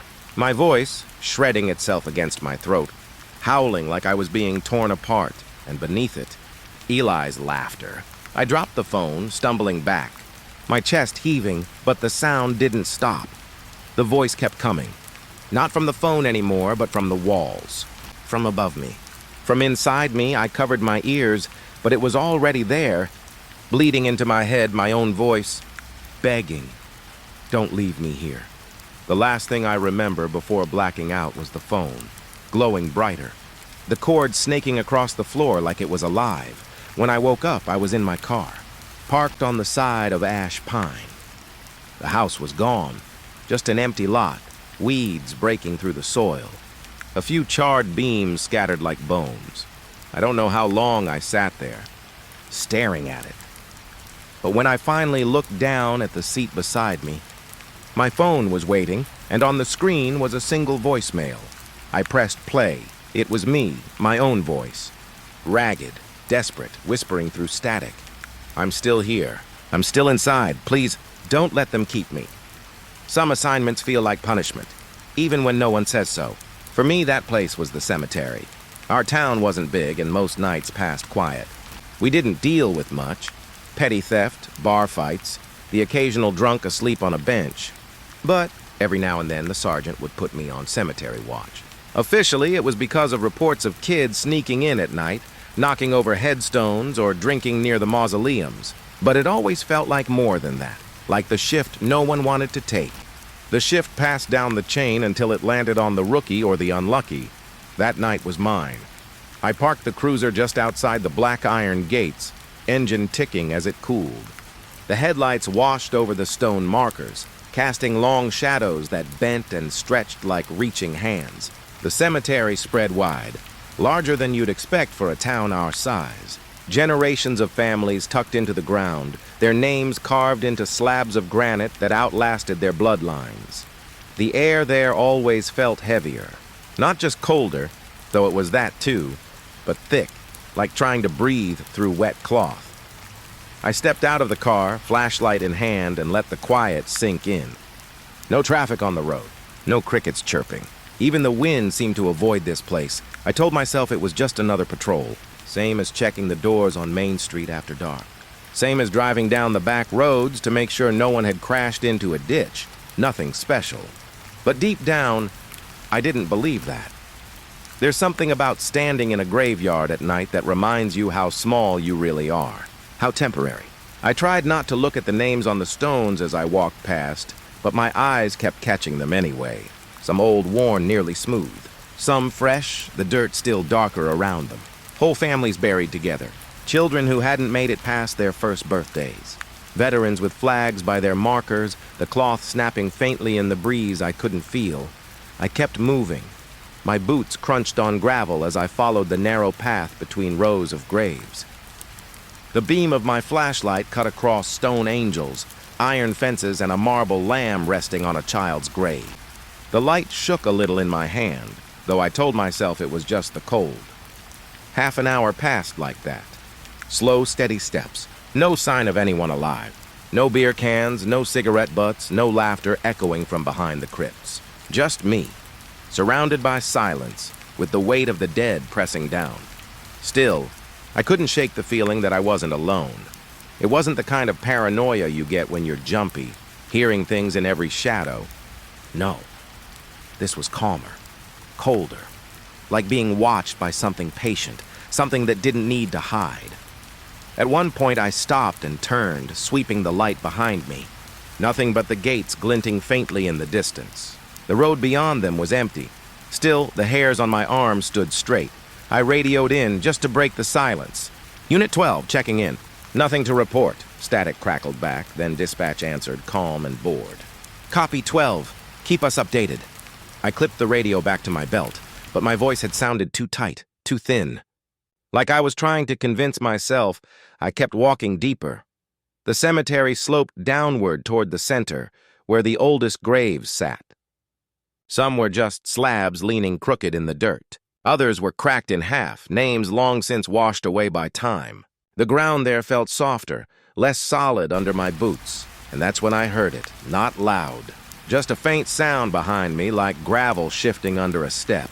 I spun, flashlight beam slicing through the dark. Nothing. Just rows of stones, the same as before. But I knew what I'd heard. Hello? My voice carried too far in the quiet. Town police. If anyone's in here, you need to leave. Silence. I waited a long time before turning back. My pulse was faster now, each beat pushing hot blood into my ears. Another 10 minutes passed. Nothing more. No sound, no movement. I started to think maybe I'd imagined it. Long nights can play tricks on your head, and the cemetery was a perfect stage for it. But then I noticed something strange. The flashlight beam brushed over a headstone, an old one. The letters almost gone, and for just a second, I thought I saw something wet gleam across it. Like fresh mud smeared against the stone, I moved closer. Crouched, ran my gloved hand across the surface. The stone was damp, but not from rain. The rest of the ground was dry. I stood sweeping the light across the nearby graves. A few of them looked the same, dark streaks like something had been dragged across the marble. I told myself it was vandalism. Maybe kids after all. Maybe paint. Maybe something else. I tried to believe it, but when I leaned closer, I saw it wasn't paint. It was scratches. Thin, deep lines clawed into the stone, jagged and desperate. as if someone inside the ground had tried to get out. My chest went tight. I backed up a step, my beam darting from stone to stone. More scratches, more streaks, dozens of them. And that's when I heard the whisper. So soft I thought it was the wind at first. A faint voice curling up from the earth, almost too quiet to make out. "Help!" I froze. Every muscle locked. It came again. "Help me!" I turned in a slow circle, sweeping the light, but the voice wasn't coming from one place. It was all around me, low, rising from the dirt. "Please." My throat closed, and I staggered back a step, then another. The radio on my belt crackled suddenly, loud in the silence, making me flinch. "Unit 12, status check. You still good out there?" My hand fumbled for the receiver. "Yeah," I forced out, my voice breaking. Still good. But I wasn't. Because when I turned back toward the rows of graves, I realized the whispers had stopped. Not faded. Stopped. And in that silence, the feeling of being watched was sharper than ever. I didn't move for a long time. I just stood there, flashlight trembling in my grip, eyes darting across the stones, waiting for something to step out of the shadows. Nothing did. Eventually, I forced myself to keep walking, though every step felt like pushing against water. The air grew heavier the deeper I went, pressing down on me until even breathing felt wrong. I made it to the far edge of the cemetery, turned back, and started the long walk toward the gates. That's when I saw it. At the top of the slope, near the entrance, something pale stood between the stones. I froze. My light flicked across the shape, and for just a second I thought it was a person. A woman. Tall, thin, her face turned toward me. But when the beam steadied on the spot, it was gone. Just stone markers and empty grass. My heart pounded so hard it hurt. I forced myself forward, each step faster than the last, my boots crunching on gravel. When I finally reached the cruiser, I yanked the door open and climbed inside, slamming the lock down with shaking hands. The radio hissed with static, filling the silence. I sat there, staring through the windshield at the rows of stones, waiting for movement, for proof of what I thought I'd seen. But the cemetery lay quiet. Still, just another night. That's what I told myself as I sat there until dawn. But deep down, I knew the truth. I wasn't the only one watching that night. Something in that graveyard had been watching me. There are nights that feel longer than others, and then there are nights that don't end at all. That shift in the cemetery felt like both. After the sun came up, I drove home pretending it had been nothing more than a long watch. But all day I couldn't shake the feeling I'd carried out with me. The silence, the scratches, the pale figure that vanished before I could focus on it. I told myself exhaustion was playing tricks.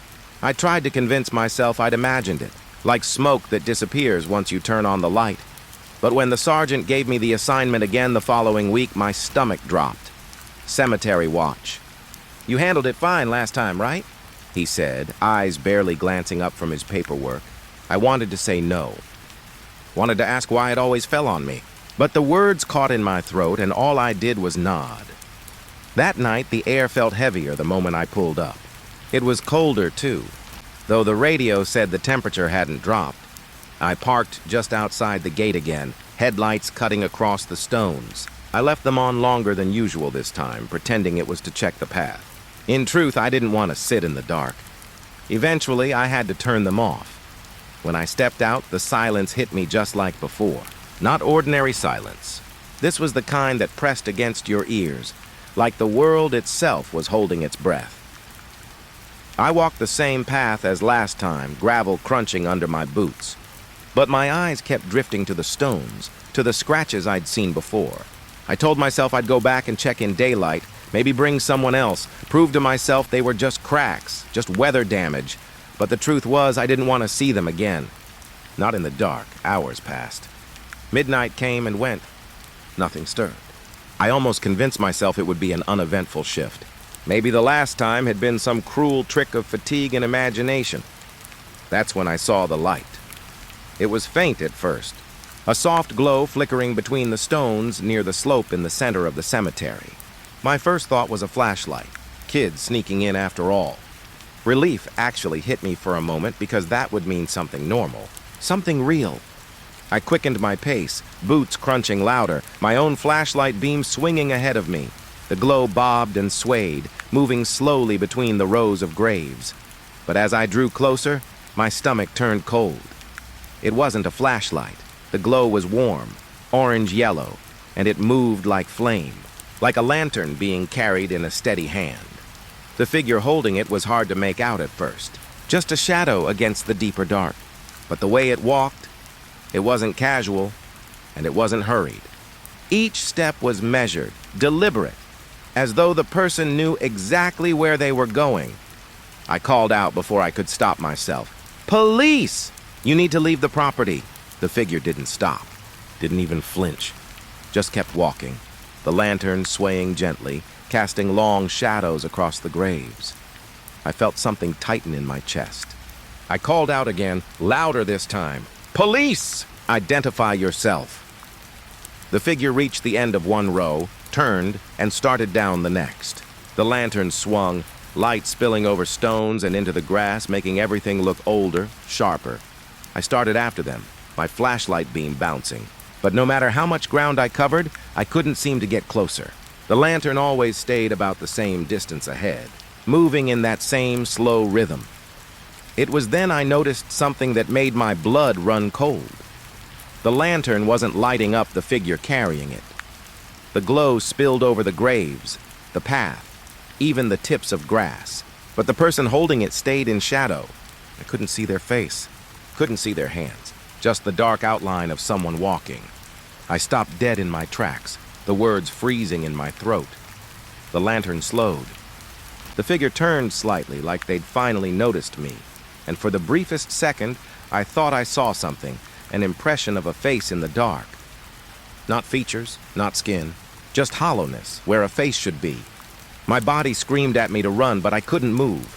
I stood there locked in place, every breath loud in my ears. Then, as suddenly as it had appeared, the lantern light dimmed. The figure stepped behind a row of stones and vanished. I sprinted forward, heart pounding, sweeping my flashlight across the area. Nothing. Just grass and granite. No lantern, no shadow, no footprints in the soft dirt. I doubled over, breathing hard, telling myself I'd missed them. Telling myself there had to be an explanation. But deep down, I knew there wasn't. I forced myself to finish the shift. But every shadow looked like it might start moving. Every breeze felt like someone walking past me. The silence was alive, watching. When the first hint of dawn touched the horizon, I made for the cruiser and didn't look back. Later, when I tried to bring it up at the station, I stopped myself. What was I supposed to say? That I'd chased a ghost with a lantern?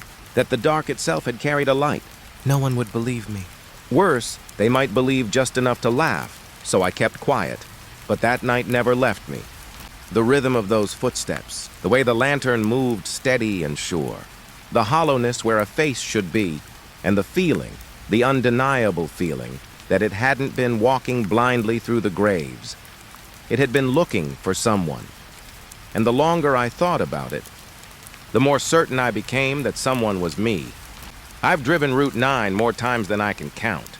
It cuts through the hills and farmland outside our county, 2 lanes of cracked asphalt that seem to stretch on forever. Not much out there except woods, fields, and the occasional farmhouse. The gas station sits about halfway down. Old, beat up, the kind of place you'd only stop at if you were desperate. The pumps are rusty, the fluorescent lights buzz when they feel like working, and the little store always smells faintly of oil and old coffee. The clerk, Earl, that was his name, had been there for years. A wiry man, older, with a cough that rattled his whole chest. He wasn't friendly, but he wasn't rude either. Just one of those people who existed in the background of the county. So when dispatch told me to check on him, I didn't think much of it at first. Family says he hasn't closed up for days. Pump lights still on all night. That was the call. Sounded simple enough, welfare check. But driving out there in the middle of the night, with the road empty and the trees crowding close, I felt that weight in my chest. That quiet kind of dread that sneaks in when you realize you're heading somewhere no one else wants to go. The gas station appeared out of the dark like it always did, glowing pale under its flickering lights, surrounded by nothing but black fields and thick woods. Sure enough, the pumps were still lit, humming faintly, and the store door was closed but unlocked. I parked the cruiser out front, engine idling for a moment longer than it should have. The whole place looked frozen in time, like a set built for a play no one was performing anymore. I stepped out. The air was cold, sharper than back in town, and too still. No crickets, no wind, just silence. Inside, the bell above the door gave a half-hearted jingle when I pushed it open. The smell hit me first. Stale coffee, motor oil, and something else. Something sour like old food left out too long. "Earl?" I called. My voice sounded too loud against the stillness. No answer. The counter was cluttered, same as always. Packets of jerky, a jar of toothpicks, a little radio that sat silent with its antenna bent. An open pack of cigarettes lay by the register, one missing. I checked the back office. Empty. The little restroom, empty too. But the strangest thing was how nothing looked disturbed. The cooler still hummed. The shelves were stocked. A half-drunk cup of coffee sat by the register. Like he'd just stepped out for a smoke and never came back. I walked behind the counter and picked up the coffee cup. Cold. Been sitting there for hours, maybe days. The phone on the wall still had a dial tone. I thought about calling in right there, but something made me hesitate. It wasn't just that Earl was missing. It was the silence pressing in on the whole place. I stepped back outside. The road stretched away, empty in both directions. The pumps ticked faintly, that steady metallic click. Beyond them, only black fields and the faint outline of trees against the night sky. And that's when I noticed the sign. It wasn't the main sign out by the road, the one with peeling paint that said gas, snacks, soda. No, this was smaller. A cardboard sign taped to the inside of the glass door. I bent closer to read it. The words were scrawled in thick black marker, uneven letters. "Don't stay past midnight." The hairs on my arms stood up. I pulled out my watch, 11:47. A laugh tried to escape my throat, but it didn't sound right. Probably a joke, I thought. Earl's sense of humor. Maybe a warning for teenagers who hung around too long. But the handwriting? It didn't look like Earl's. I stood there longer than I should have, staring at that sign. Then I heard it. Not a voice. Not exactly. More like the sound of movement. Something shifting just beyond the reach of the lights. Out by the pumps, I swung my flashlight up, beam cutting across the asphalt. Nothing there. Just the pumps, the cracked concrete, the empty road. But I swear I'd heard it. That faint scrape like a shoe dragging across gravel. "Hello?" I called out and immediately wished I hadn't. The silence after was too heavy, too thick. I stepped back inside the store. The bell jingled again, a weak sound, and I locked the door behind me. I don't know why, maybe just to feel like I still had some control. I checked the back again. Empty. Checked the little restroom twice. Nothing. But when I came back to the counter, the coffee cup wasn't where I'd left it. It sat closer to the register now. Just an inch or two, like someone had nudged it. My chest tightened. I told myself I'd just remembered wrong, that I'd set it there without noticing. But deep down I knew I hadn't.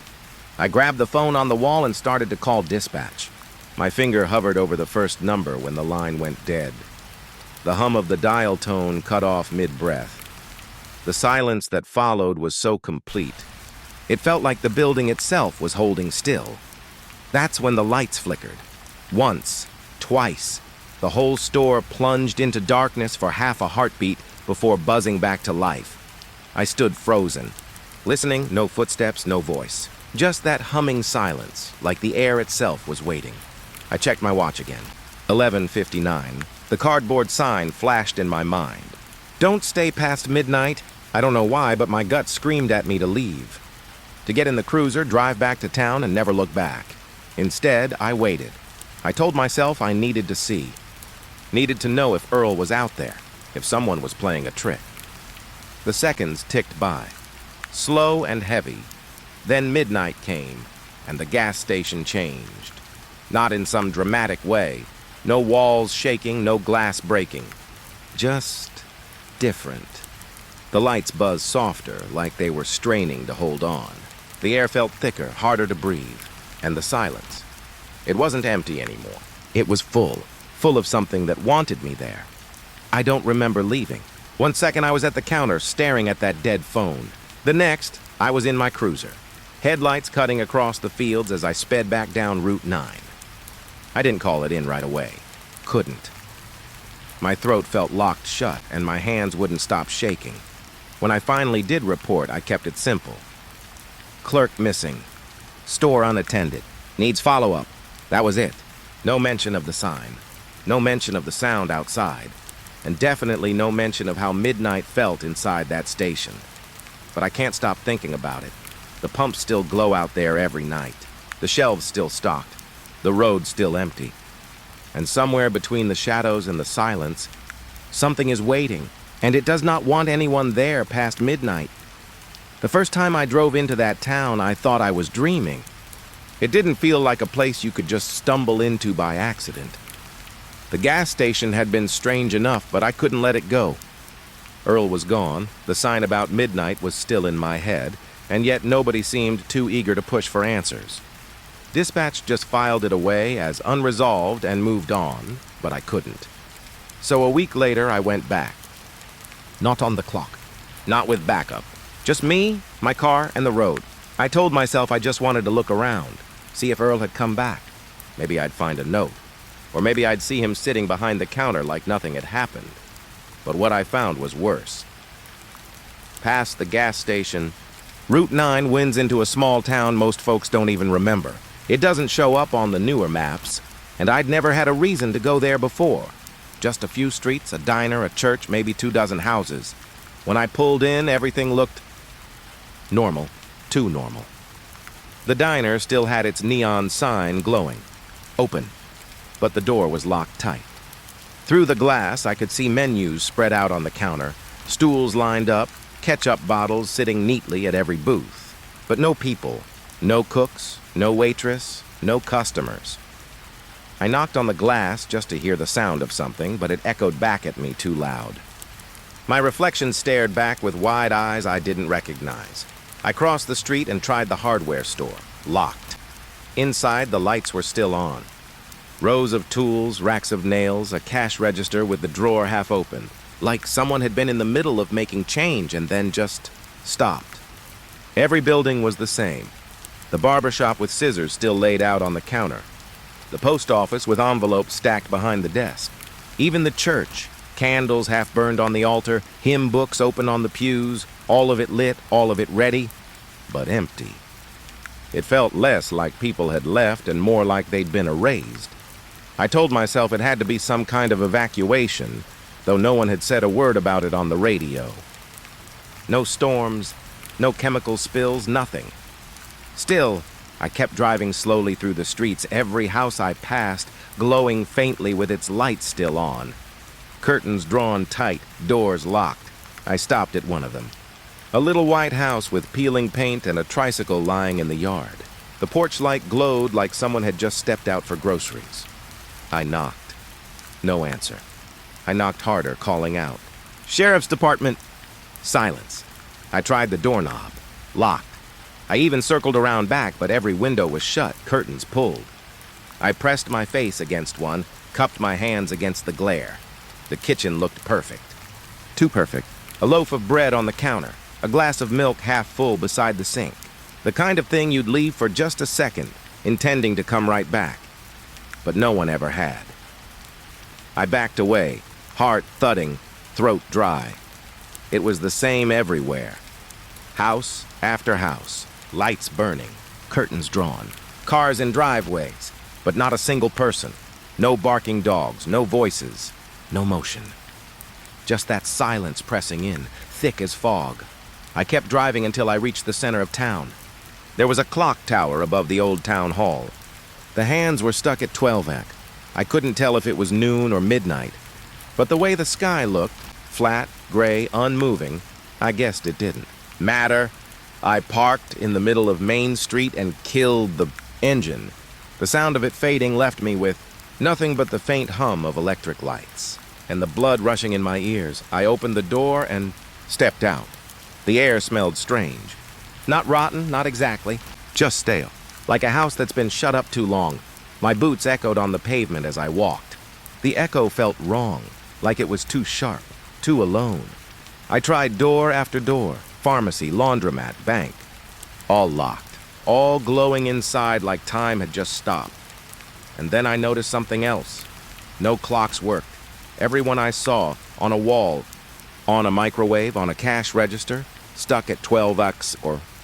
I stood in the middle of the street staring up at the frozen clock tower, and for the first time I felt like maybe I wasn't alone after all. Not because I saw anyone, but because the silence felt heavier, thicker, like it was aware of me. Like the whole town was watching. I don't remember deciding to, but I found myself standing outside the diner again, staring through the glass. The neon sign buzzed faintly, painting the floor inside with a red glow. For just a second, I thought I saw movement, a shadow slipping between the booths. I pressed closer, squinting. My breath fogged the glass. Nothing. Just my reflection, pale and nervous, staring back at me. But I swear, I hadn't been standing still. My reflection had. I staggered back, almost tripping over the curb.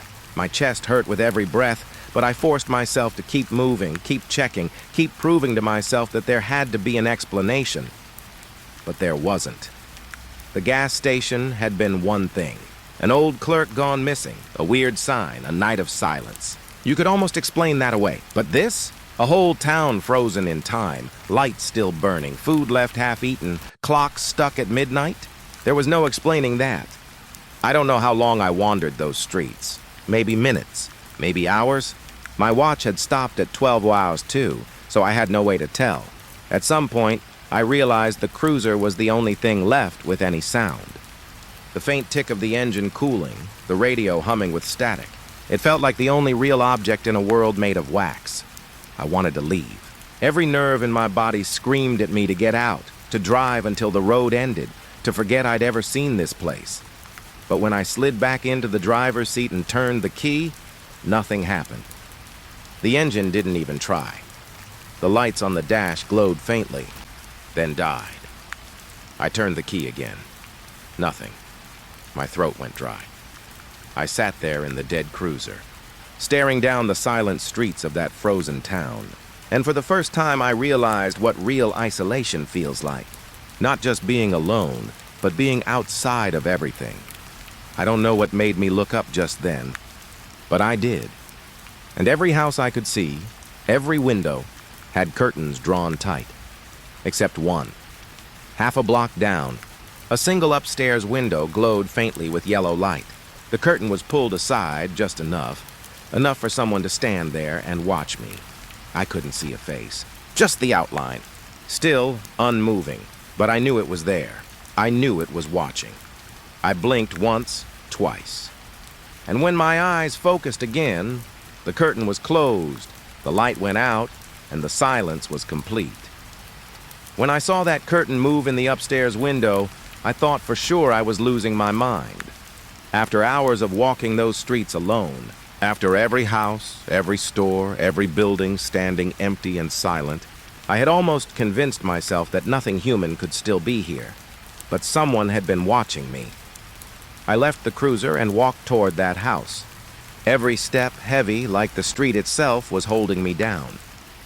By the time I reached the front porch, the light in the window was gone. The whole place looked as still as the others, but my gut told me different. I knocked. My fist hit the wood harder than I meant it to. No answer. I tried again, calling out. "Sheriff's Department. If anyone's inside, I just want to talk." The silence stretched. So long I started to feel foolish standing there. But then, locks shifted on the other side. Slow. Hesitant. The door cracked open an inch, and I saw one pale eye peering through. "You're not supposed to be here," a voice whispered. It was a man's voice, low and shaky. I swallowed hard. I'm just trying to understand what happened. This whole town. Where is everyone? The door opened wider, just enough for me to slip inside. The man's face was gaunt, like he hadn't slept in days. His hair was wild, his skin pale. He glanced up and down the street before shutting the door fast, bolting it again. Inside, the air was warmer but stale, like a house that's been sealed too long. Every lamp was burning, though the curtains were drawn tight. There were more of them inside. A woman sat in an armchair with a blanket pulled up to her chin, staring at nothing. 2 kids crouched on the floor, drawing on scraps of paper. In the kitchen, an older man stood frozen by the sink, his hand resting on the counter as though he'd forgotten to finish moving. They all turned when I entered. They all looked the same, tired, pale, hollow-eyed. The man who had let me in motioned for me to sit, his hands shaking. "You shouldn't have come," he whispered again. I stayed standing. My voice cracked when I asked, "What happened here?" No one answered at first. The woman's lips trembled, but she didn't speak. One of the kids pressed their crayon so hard it snapped. Finally, the man said, "We stayed. That was all." I frowned. "Stayed? Stayed for what?" He looked toward the curtained window. His jaw clenched. "For when it comes back." My mouth went dry. When what comes back? Nobody would meet my eyes. The woman started humming under her breath, a broken little tune. The older man by the sink closed his eyes, like he didn't want to hear the question. I felt anger rising in me then, covering the fear. "I need to know." "Everyone's gone. The town's frozen in time. What the hell are you waiting for?" The man finally looked at me, his pale eyes wide. The rest of them, they were taken. Not gone, not dead, just taken. When the hour came, they followed it. "The ones who didn't, were still here. The hour?" I asked. "What hour?" All at once, every clock in the house chimed. I jumped. It wasn't loud, but it cut through the silence sharp and clear. Chimes that had no business working, not when every other clock I'd seen was stuck at midnight. 12 strokes, slow and heavy, and when the last faded, the house went still again. The man's lips moved soundlessly like he was praying. The kids pressed against their mother, who kept humming that broken tune. I backed toward the door, my chest tight. "What happens at midnight?" I demanded. The man's eyes filled with something I can only describe as pity. "That's when it comes. When it calls, most people go with it. You should have left before you saw us." My skin crawled. I pressed harder. "What comes?" His answer was barely a whisper. "The town's keeper." I didn't know what that meant, and I wasn't sure I wanted to. I tried the doorknob. The man stepped forward fast, grabbing my arm. "If you leave now, it'll see you. If you stay, maybe it'll pass you by, maybe." His grip was stronger than I expected. His whole body trembled as he held me there, like he was terrified I might actually make it outside. I shook him off, stumbling back. "I can't just sit here." His eyes darkened. "Then you'll understand why no one leaves." I don't know what I expected when I stormed back onto the street. Maybe to find it empty again, to prove they were nothing but paranoid shut-ins clinging to some old superstition. But the moment I stepped outside, I knew something had changed. The silence wasn't the same. It was heavier, charged. Every light in the houses around me seemed brighter, buzzing faintly. The air itself felt thicker, harder to breathe. And then I heard it.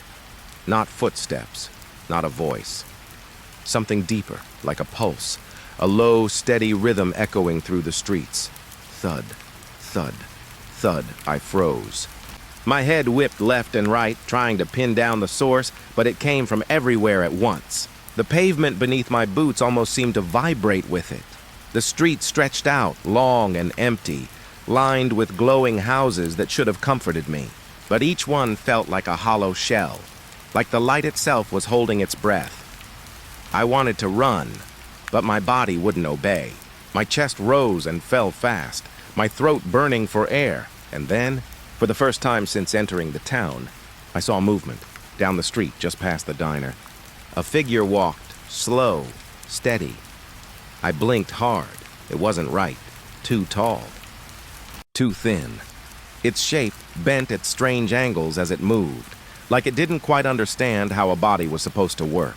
Every step matched that low thud, the rhythm echoing through the pavement. It didn't rush. It didn't even look my way, but somehow I knew. It knew I was there. I backed toward the house, heart pounding. The man was at the window now, staring out with the same hollow eyes as before. He didn't wave, didn't warn me, just watched. The figure moved slowly past the diner, past the clock tower. With every step, the air grew colder, and then it was gone. Vanished into the frozen streets like it had never been there. The silence rushed back in, heavier than ever. I staggered, bracing myself against the hood of the cruiser. My breath came in ragged gasps. When I dared to look back at the house, the man had already closed the curtain. The light went out, and I understood then. These people weren't living here. Not really. They were waiting for that thing to come again. Waiting for their turn, or maybe just waiting for time itself to finally stop for them. And me? I was no different now because I'd seen it too. And once you've seen it, I don't think you ever really leave.